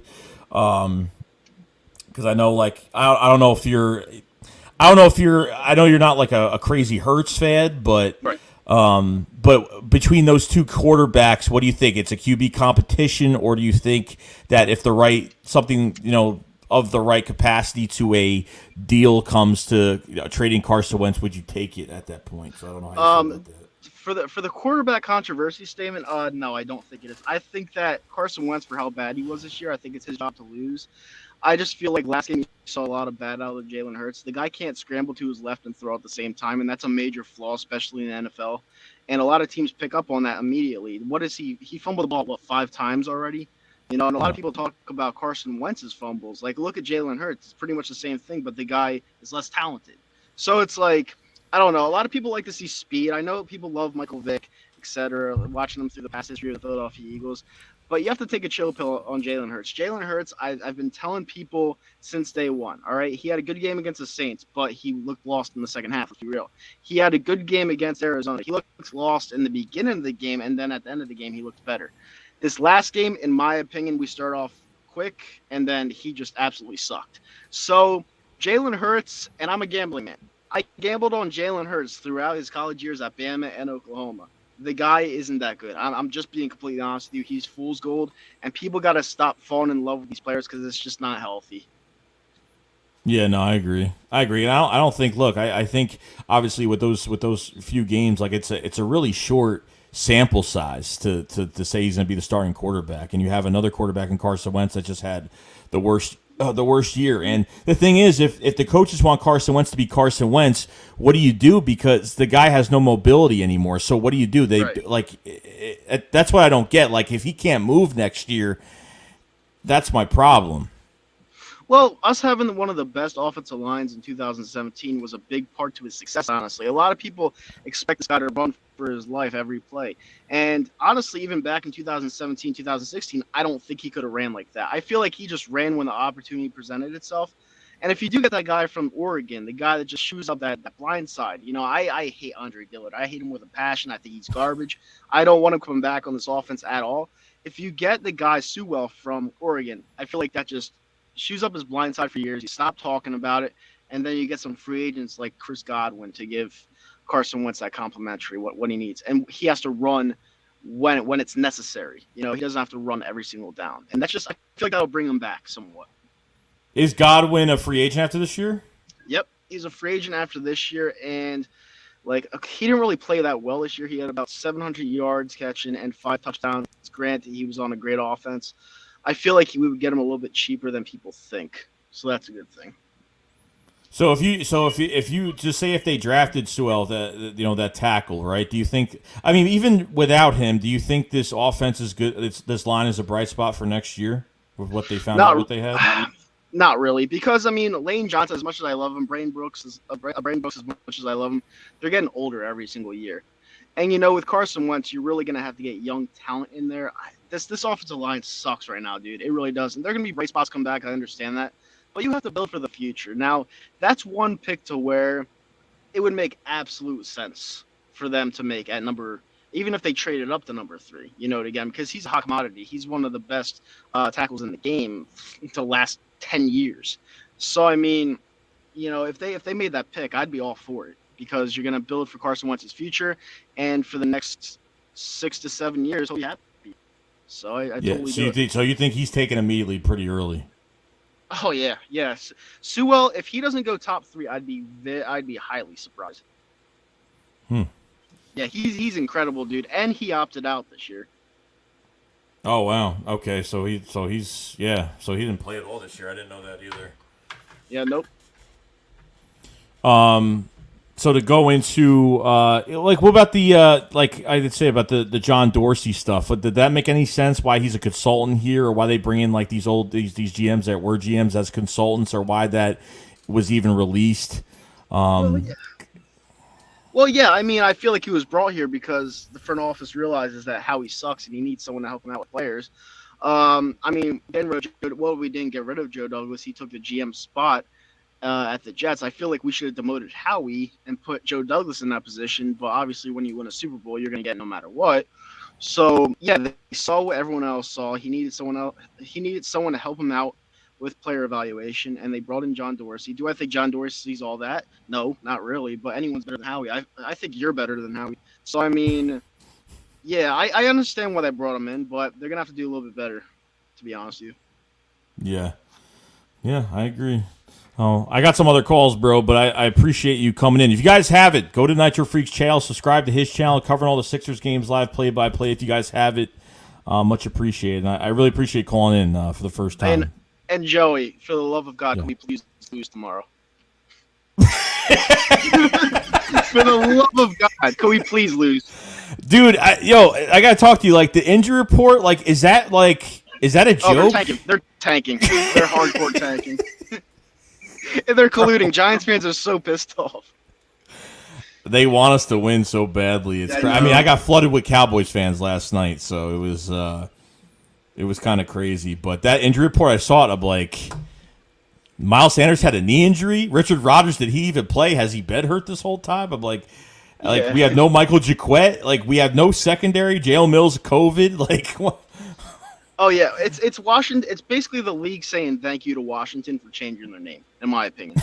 So that's just how I see it. Yeah, we're definitely. I didn't have us win this game anyway, regardless without this injury report before what was going on. We already lost another tackle, Jordan Mailata, with the concussion. So it's be running for his life. Jalen Hurts is gonna get killed, Yeah. like destroyed. Like Chase Young's gonna have like 4 sacks tomorrow. It's gonna be I don't bad. doubt it. I don't doubt it, dude. Trust me. But all right, buddy. All right, Nitro. Have a great night, bud. All right, you too, man. Thanks for calling in, bro. All right, later. There, bro. It's like, for the love of God, could we lose tomorrow? I can't believe we have a Sunday night game. I can't believe we have a primetime game tomorrow. Like, I actually keep forgetting we have a primetime game tomorrow, which is kind of crazy. So, oh boy, it's gonna be a long, long day. But all right, guys. Well, 107 people in here. Appreciate everybody being here today. If you guys haven't subscribed to the channel, please subscribe to the channel. Obviously, cover the Eagles all year. Very excited. Obviously, I'm not excited about. Well, you know what? If we're gonna lose tomorrow. That's it. And Washington's gonna go in the playoffs. But obviously, the draft and everything. We'll have news for all that, and we'll have some roundtables, some good stuff for all that stuff. So, all right, guys. Well, if you haven't hit the like button either, hit the like button. Check out some of my merch. Check out the memberships down below. If you guys are interested, I have working on some new things for the channel soon. We hit over 10,000 subscribers a couple weeks ago. Fantastic. It's been awesome. So I appreciate everybody being here. Hit the like button when you haven't get a chance. So when you hit the like button, you're supporting this channel. So I do appreciate that. It comes a long way. All right, guys. You guys, sorry, got it. You guys enjoy your night, and tomorrow we are ready to get the beating tomorrow night. So we will have a live stream tomorrow, probably around, early afternoon for an hour or two. Nothing crazy. And then obviously the post game afterwards. And so we will see you tomorrow earlier in the day and obviously after the game. So, all right, guys, I will see you guys later. Guys, remember, Shake Squad up, Flowers fly. Peace out, guys. Peace.